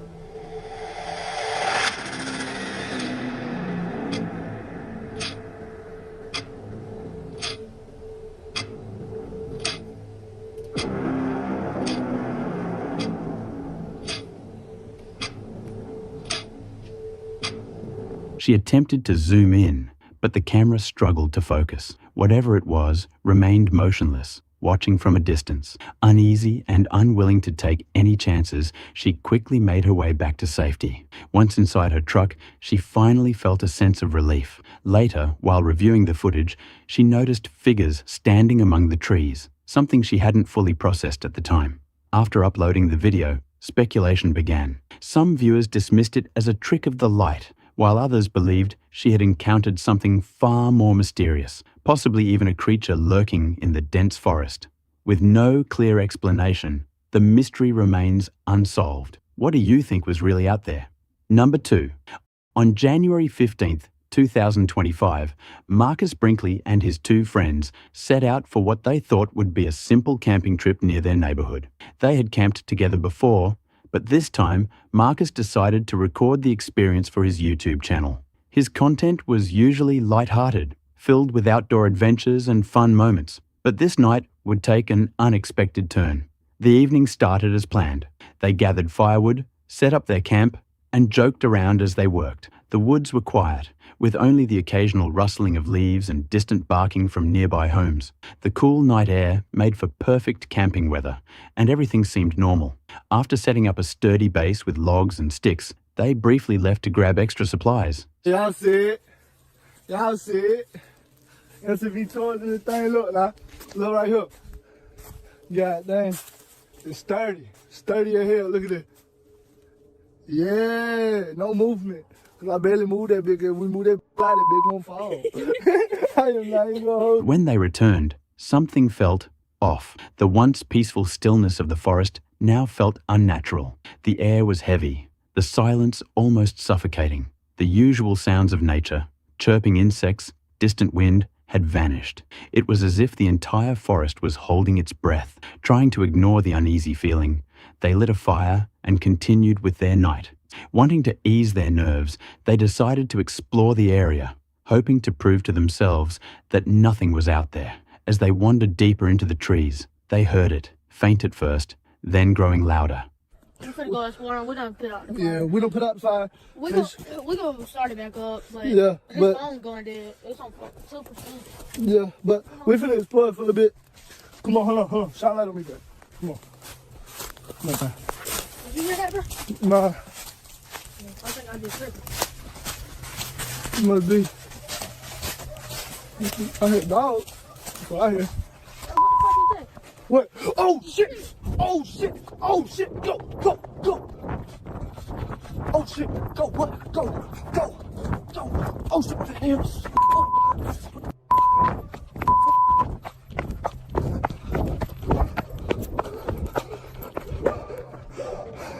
What the f is that? Come on, son. Hell no. Don't trust that shit. Don't trust that shit. Hell no. Something large was moving nearby. They froze, shining their flashlights in the direction of the sound. At first, they saw nothing, just the dense forest stretching into darkness. But then, between the trees, a shape began to take form. It stood motionless. At first, it blended into the surroundings, a dark outline barely distinguishable from the shadows. But as their eyes adjusted, they realized it had a humanoid shape, tall, unnaturally still, and its head positioned higher than any normal person's. What? I don't know what the f that was. What's that? I don't know what the f. I don't know what the f. I don't know what the f that was. Oh. What? I ain't doing that shit again. Without hesitation, they turned and ran, crashing through the underbrush, desperate to get back to their campsite. But then they noticed something even terrifying. Their dog had stopped running. Instead of following them, it wasn't just fear. It was ready to defend itself. Marcus and his friends barely made it back to camp before realizing their dog was still behind. Their fear deepened as they frantically called out. Then finally, the sound of paws pounding against the ground broke the silence. Their dog sprinted toward them, panting heavily but unharmed. They didn't stay to question what had happened. Without wasting another second, they grabbed whatever they could carry and ran, abandoning the campsite entirely. They had all seen the same thing, a tall, unnatural figure standing between the trees, watching them, and their dog, with instincts far sharper than theirs, had sensed the danger too. As they tried to make sense of it, only one word seemed to describe what they had encountered: skinwalker. Number 3, Joe, a seasoned YouTuber known for his wild camping adventures on Camping with Josh, was no stranger to spending nights alone in the wilderness. But on September 5th, 2024, his usual outdoor experience took an unsettling turn. You guys gonna think I planned this? I didn't. I think Halloween's coming up, isn't it?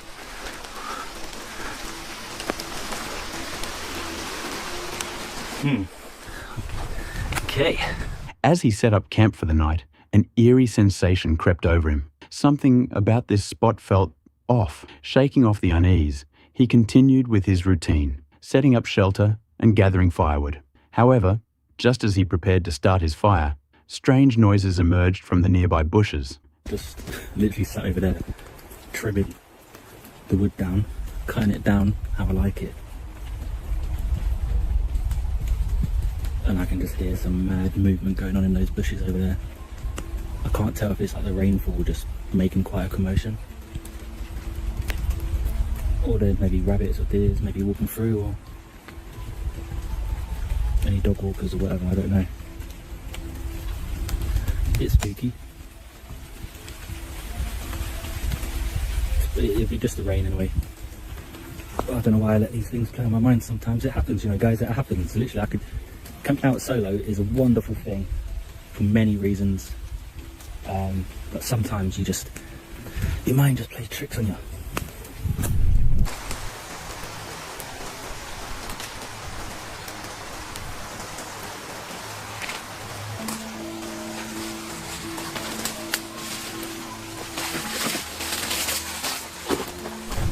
At first, he brushed it off, convincing himself it was just the wind or small animals moving through the undergrowth. But the rustling persisted. Curious but cautious, he decided to investigate. As he listened closely, he tried to rationalize the sounds. Maybe it was the rain or a rabbit darting through the brush.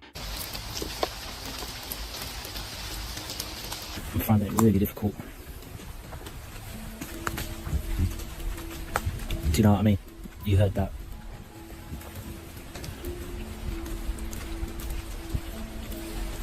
And it's really quiet. There should be birds singing. There was birds singing, and I just noticed they've just stopped singing. Do you know what I mean? Why wouldn't they be singing? I'm finding it really difficult to focus. Lovely little spot. Lovely food to be cooked. And a night under stars. I heard some really heavy movements in the bushes, and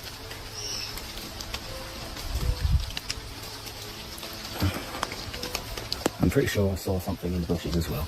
As I was standing still, there was this movement there. So I think what I'm going to do is I'm probably going to leave my tarp here in the woods. My bag is already packed.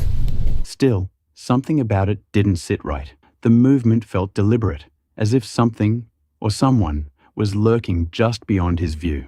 Determined not to let his imagination get the best of him, Joe returned to his campsite, but the uneasy feeling only grew stronger. Then, the forest fell silent. No birds, no insects, just an unsettling quiet that made the night feel even more unnatural. Moments later, heavy footsteps echoed through the darkness, much closer than before. His instincts screamed at him to leave, but he hesitated, trying to focus on what he was hearing. Something moved again, just beyond the tree line. This time, he caught a glimpse of it, just a brief flicker of movement, but enough to make his stomach drop. Realizing that staying any longer could be a mistake, he made a quick decision. He would leave his shelter behind and get out of the woods before night fully settled in. Number 4.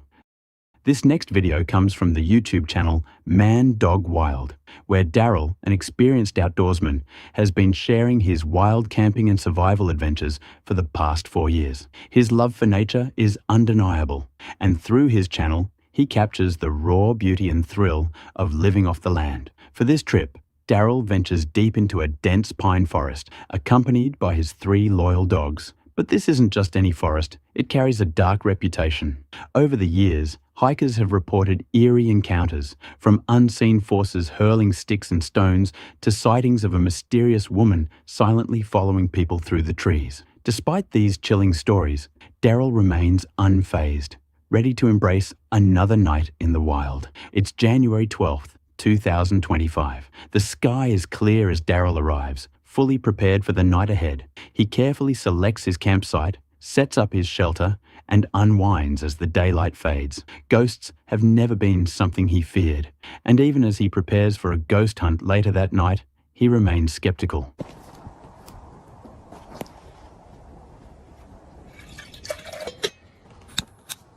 Ghosts, they're never one of those I've really taken any issue with. It's like one of those where, would you stay in a haunted house for X amount of money?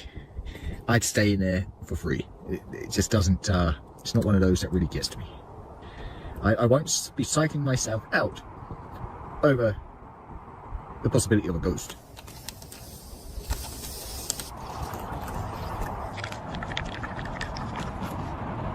But we will be doing a ghost hunt tonight. Okay, you know, EVPs and whatnot, and ghost boxes maybe, I don't know. It's just some kind of software downloaded, apparently. It's some real, but who knows? I paid for it too, so it better be. DC sleeping, Hooper sleeping, Yeti, I imagine, is sleeping all.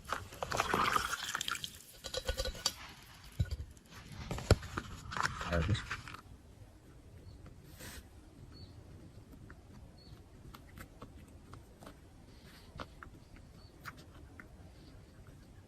Not bad. Not bad. So we'll be finishing up our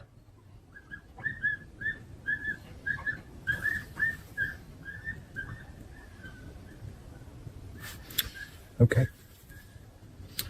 So we'll be finishing up our little dinner here. As darkness falls, the forest transforms. The once familiar surroundings become shrouded in shifting shadows. With the fire crackling and his dogs resting nearby, Daryl prepares a meal with wild vegetables he gathered earlier. Everything feels calm, for now. While eating, he decides to test out the ghost hunting apps he recently.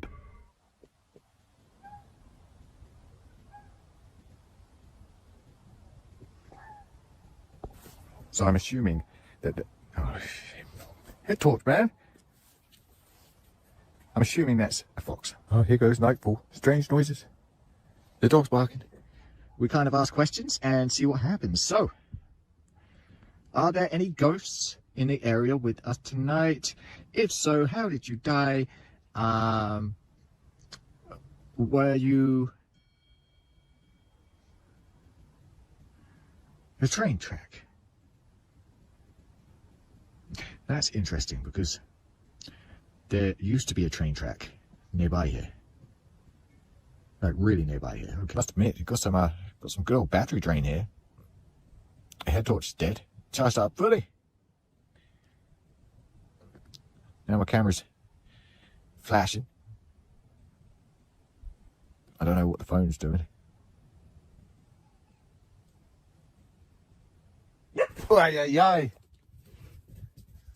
Holy moly.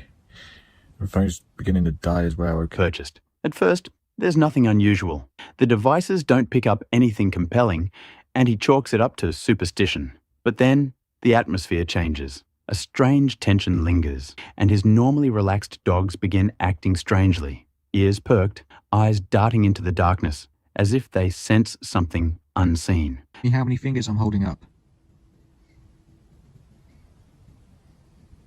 Bribe.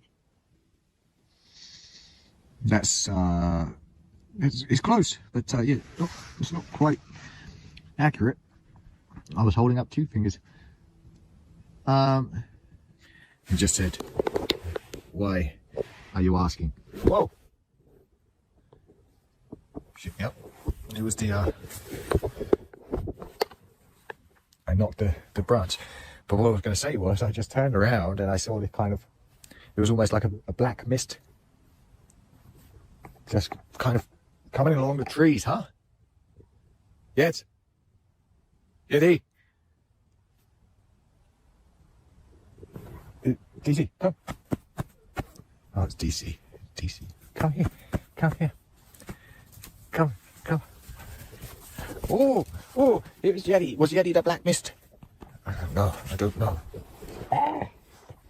That's when Daryl notices something odd. His flashlight, camera, and phone, all fully charged, are rapidly losing battery. At first, it seems like a coincidence, But as his headlamp dies and his camera starts flickering, he begins to wonder if something else is at play. Undeterred, he continues asking questions through his app. He holds up 2 fingers and asks how many he's showing. The response, "Why are you asking?" Just as he processes that chilling reply, he hears a sudden noise behind him. Spinning around, he catches sight of something, a dark mist drifting between the trees. Startled, Daryl calls his dogs closer. His heart pounds as he tries to rationalize what he just saw. Was it just his imagination, a trick of the light, or had he just witnessed something unexplainable? As the minutes pass, the weight of the night settles in. Even though nothing extreme happens, the eerie tension never fully lifts. His dogs remain uneasy, staring into the darkness as if something or someone is still out there. When dawn finally breaks, the forest feels different, calm, normal, as if the night's events had never happened. Daryl arrived here as a skeptic, but he's leaving with more questions than answers. Was this forest truly haunted? Or was it just his mind playing tricks on him? One thing is certain. This was a camping trip he'll never forget. Number 5. A boy was out riding his ATV in the woods when he decided to set up a camera to capture the moment. But when he later reviewed the footage, he noticed something strange lurking in the background.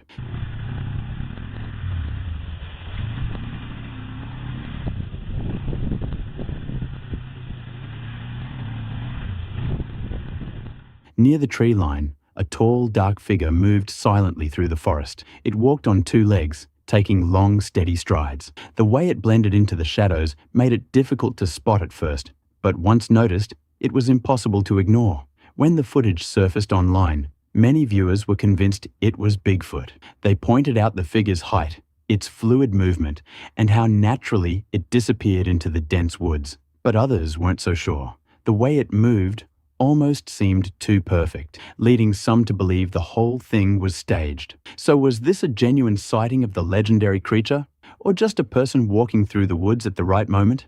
The debate continues. Number 6. This terrifying video was captured by Franco, a well-known YouTuber from the channel Franco TV. For nearly 7 years, he has explored eerie and abandoned locations around the world, fearlessly diving into the unknown. But this time, he takes his adventures to a new level, camping deep in the remote wilderness of Argentina. It's January 29th, 2025. The evening starts off calm, but the area Franco has chosen for his overnight stay is known for unsettling myths. Stories of skinwalkers, mysterious shape-shifting entities, have circulated for years. Some locals believe that offering sacrifices of sick animals keeps these beings at bay, hinting at a dark history lurking in the region. Despite the ominous warnings, Franco is determined to uncover the truth. As night falls, he ventures into the dense forest, documenting his experience for his viewers. The deeper he goes, the stronger the sense of unease becomes. It's sundown. I'm right now in the middle of nowhere on a creepy road, and the area that I'm supposed to be going to is right over here. See that trees all the way down there? That's the forest, in which is the most haunted area throughout this whole little Skinwalker Valley. So I've made it out towards the forest line area, right over here, and I did find something interesting. It was a pathway inside to the forest area. And I keep hearing stuff moving the further in the forest I go in. Could be coyotes, it could be animals, I don't know. But I keep hearing something in this direction. What the hell is that? I got something in the distance back there.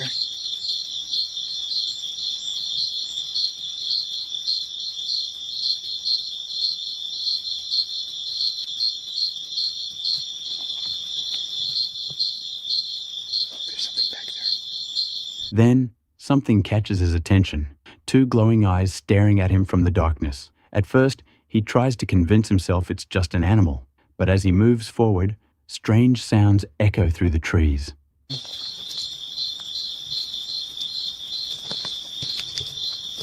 I can't see anything. It's completely black for me. Oh my god. Freaking birds. See it?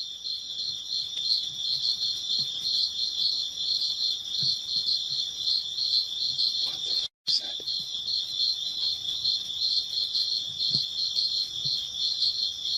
I'm gonna get a little bit closer to it. There it is again. Let them die. up just a bit.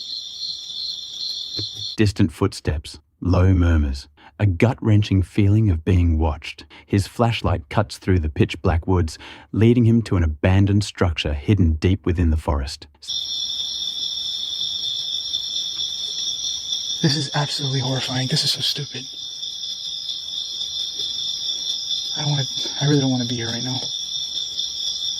I just don't like the forest because anything could be hiding in here. And I'm worried more about animals than anything.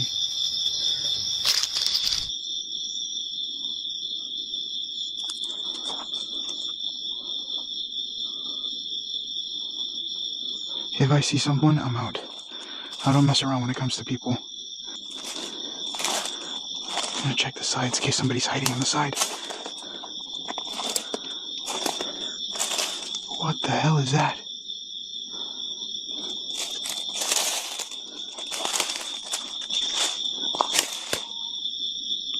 What the fuck was that?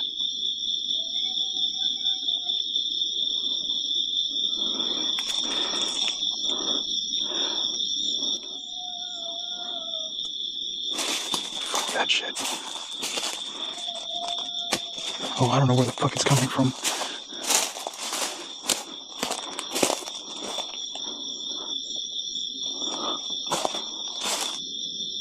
I hear something faint in the distance. I don't know if you guys could hear it. I did hear what just sounded like screaming coming from the outside. It may or may not be the reason why I'm hiding inside this place right now. Seeking refuge inside, he soon realizes he's not alone. Unexplained noises grow louder, followed by what sounds like a scream in the distance. Every instinct tells him to leave, but his curiosity keeps him rooted in place. There seems to be a lot more trails going through here. I can't really tell what direction that sound was coming from.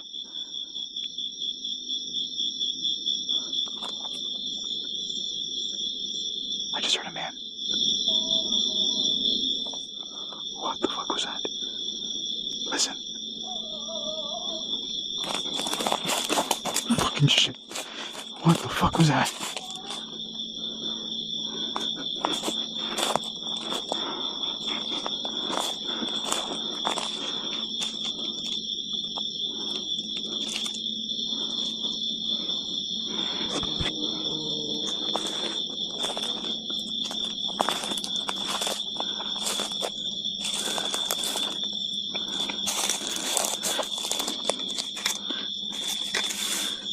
This?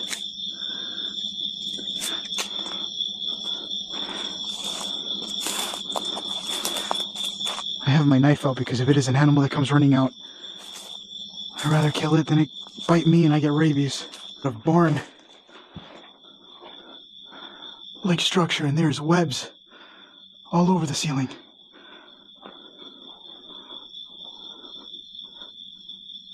I low-key feel a hell of a lot safer in here than outside. I 100% just saw a pair of eyes again. Right over there in front of me. What the fuck am I hearing? I did see... Until something moves nearby, too close for comfort. Terrified, Franco races back to his car, driving for miles in an attempt to shake the overwhelming fear. I did see what looked like eyes staring at me from further deep inside, coming towards the house, and then they were just gone.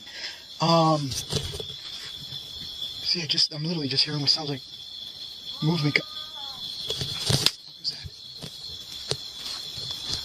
I'm gonna switch to my other camera, my Psionics. Listen. I don't know what that is. Listen.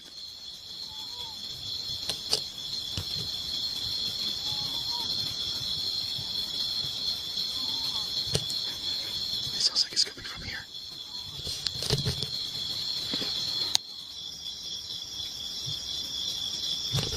Oh shit.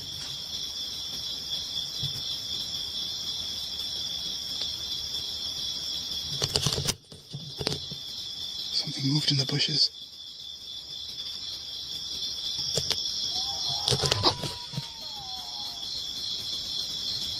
What the fuck is it?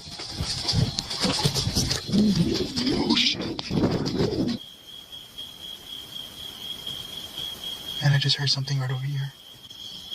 I could could still hear what sounds like talking coming from the forest. It sounds like there was people on the inside. But even in a new location, the unease lingers. Strange voices whisper through the night. Footsteps approach from the darkness, and those glowing eyes return, watching. And I started hearing crunching sounds, and I thought it was right next to my window.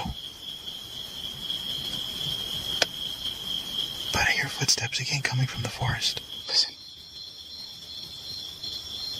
I got footsteps. Coming from the forest.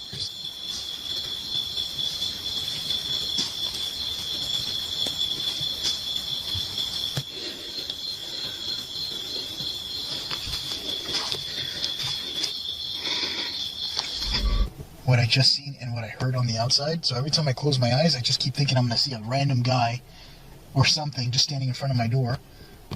One of those creepy eyes that I've seen staring at me from the inside is the only thing that keeps bothering me. I can't even, I'm trying to close my eyes and I'm forcing myself to close my eyes without kind of panicking a little bit, because everything that just happened was right here in front of me. So I feel like my own mind is kind of racing at me. It's like, Frank, you need to get out of here. You need to go find safety. I'm like, yeah, I can't, not this time. I gotta do this. Just wasn't expecting to see this tonight. By 4 a.m., exhaustion and fear push him to his limit. Unable to ignore the overwhelming dread, he finally makes the decision to leave. Franco later admits this was one of the most unsettling nights of his life. Whether it was paranoia, an animal, or something far more sinister, one thing is certain. Something was out there, lurking in the shadows, and it was watching him the entire time. Number 7. A peaceful family camping trip in northern Italy took a terrifying turn when a 12-year-old boy found himself face to face with a bear. While collecting pine cones, he suddenly noticed the massive animal right behind him.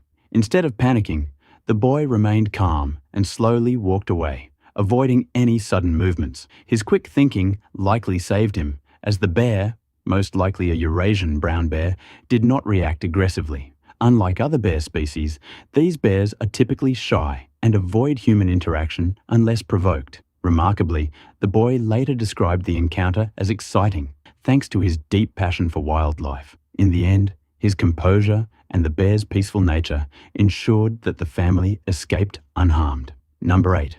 This chilling footage was captured by Jake, a well-known YouTuber behind the channel, Jake Ghost Hunter.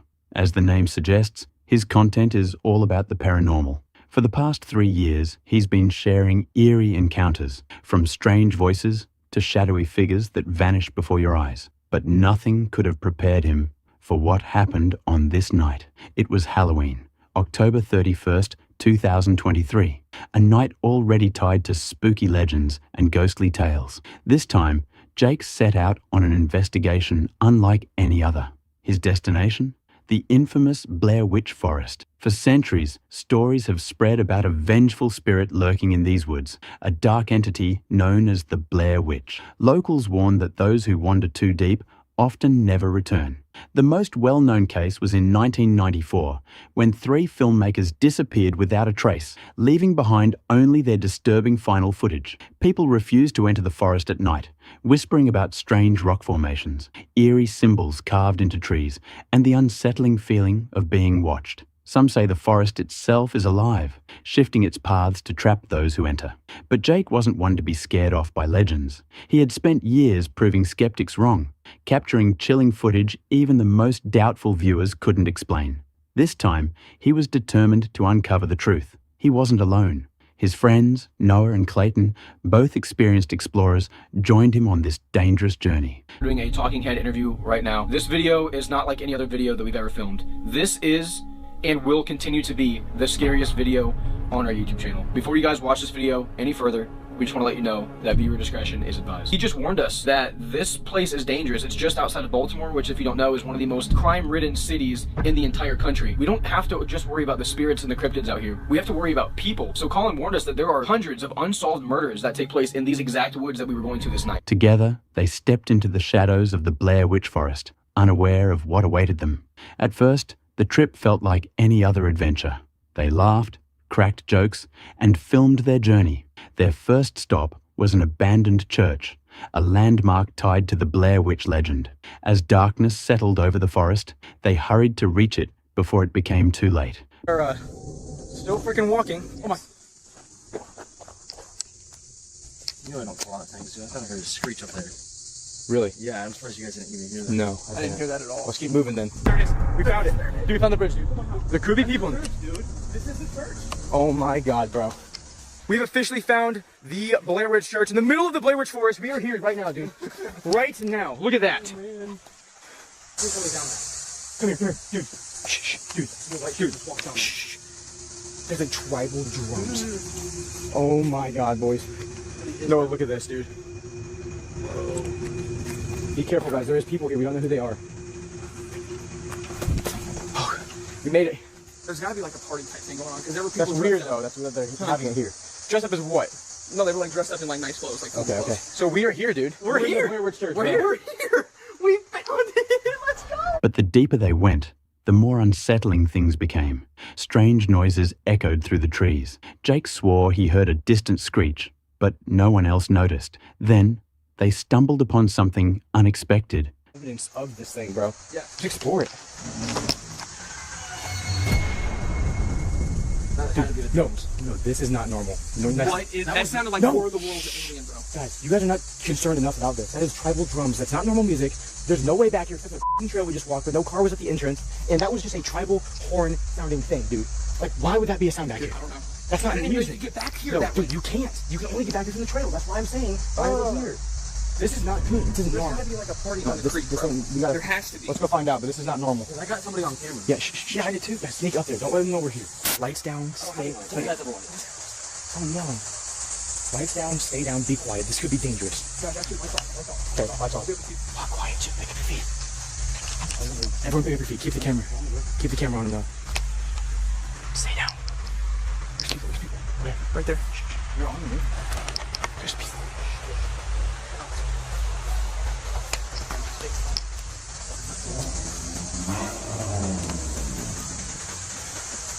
I don't like that, guys. That dude was creepily looking right up at where we were walking. Like, dude, I watched him. He did not break contact of that entire area. Guys, this could actually... Signs of other people in the woods. A flicker of movement. The sound of tribal drums. Someone was out there. But who?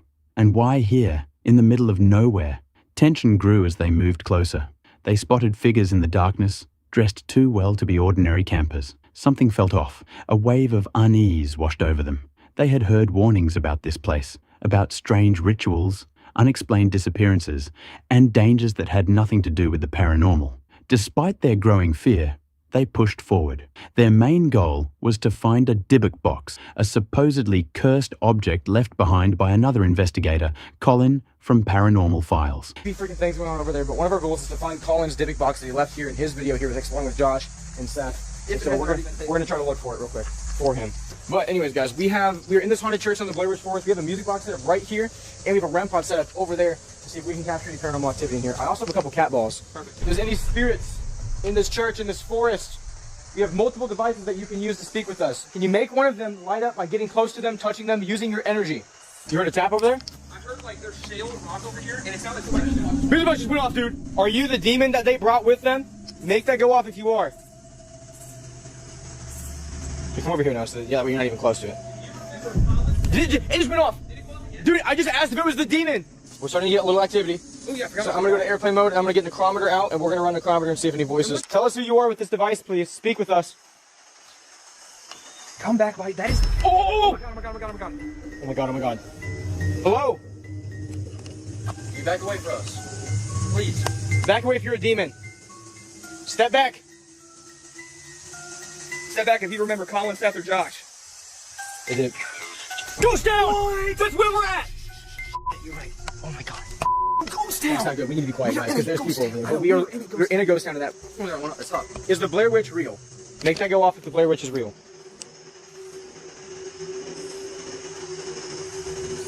Oh my god. No, dude. I have a question. Setting up their ghost hunting equipment inside the abandoned church, they called out to any spirits lurking nearby. And then the devices started reacting. Lights flickered and meters spiked. It was happening. They were making contact. Excitement rushed through them as they asked questions, and the equipment responded. It confirmed the worst. The Blair Witch was real. But just as they started getting deeper into their investigation, something changed. Dude, so I've been hearing like branches breaking, like walking down there, and I'm like, and I saw lights like walking across, kind of down there-ish, and I kind of got paranoid to myself, and it said press stop. It said press stop, like we need to go. That hasn't gone off like 3 minutes. Literally going off. Dude, that thing. Okay, make that go off if we should leave. Are you trying to warn us of something? Please make that go off if we need to leave now. Is something gonna happen when the sun goes all the way down? Dude, this thing already confirmed that the Blair Witch is real. I still hear him go. Wait, where are they? We're down. We're down. Down where, bro? I heard it down through that door. It's getting me. Do we need to leave? Get too close. Oh, shut! I heard that. I actually heard that. I know. Get down. Get down. Get down. That was from over there, bro. I actually heard that one. I'm not even kidding. The atmosphere grew heavier. Distant rustling surrounded them. Footsteps, branches snapping. It was no longer just the spirits they had to worry about. Something, or someone, was closing in. Panic set in as they realized they weren't alone. See it from here? Look, you can see it. Hurry. It's down on the river, so we're chilling. But there is a flashlight, so there are people who can't see it. Oh my god. Oh my god. What? I actually thought I just saw something move past that doorway. This one or the back one? I don't know which one. Hello? No, come with us. What the f? What was that? We're getting surrounded. Alright, come over here now. Everyone stick together. Stay close. Did you not hear that? No. There's a massive... Something's moving. Something is moving. Something is moving in those bushes, dude. Right here, Clayton. Right there. It's moving.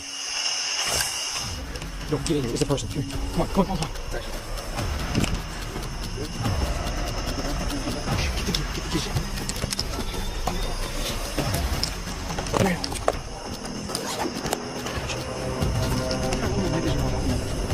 We'll have a light just to walk with us. We need a night vision just in case we need to go lights out. Just stay between us. Okay, guys, wait. We just heard people in the woods. Okay, let's go. Come on.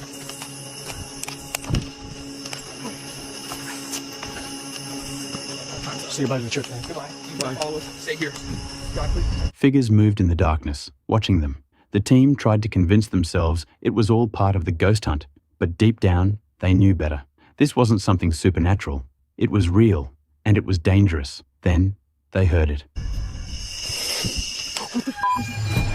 Guys, we are leaving because no one knows we're here. We're in the middle of nowhere. We're not safe. That's fine. That's good. Stay with us, guys. Dude, there could be people on any of these ledges. Dude, what is moving on me? I keep hearing leaves. I don't like that. It's a gun hidden, dude. Hidden gun. You keep moving now. Keep moving on. Dude, keep going. God, dude, I feel like something's like right behind us. I keep looking back, bro. You filming? I'm filming right now. I'm filming the whole time. What was that? What was that? What was that? It was like a freaking hell. Did you hear that? Yeah. There's no go. I'm not gonna go. Come on. Did you hear that screams and howling? Yes. Something was screaming and howling. Come here. No, this way. Okay, I'll get here.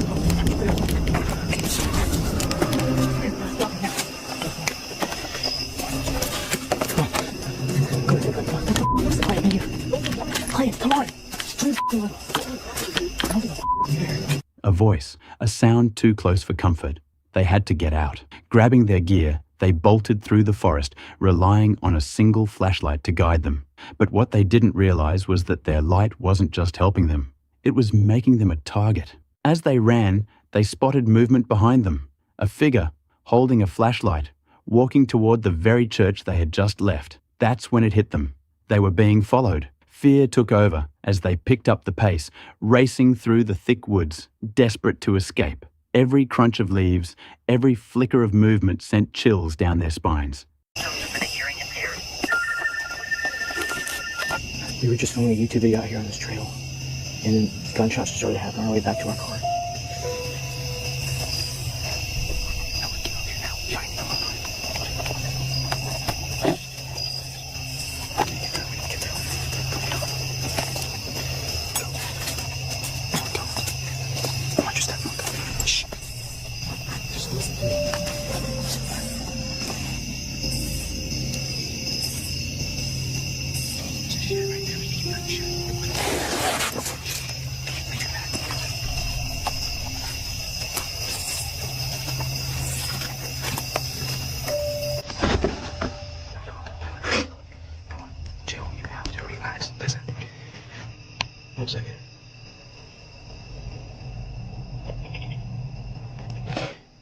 breathing.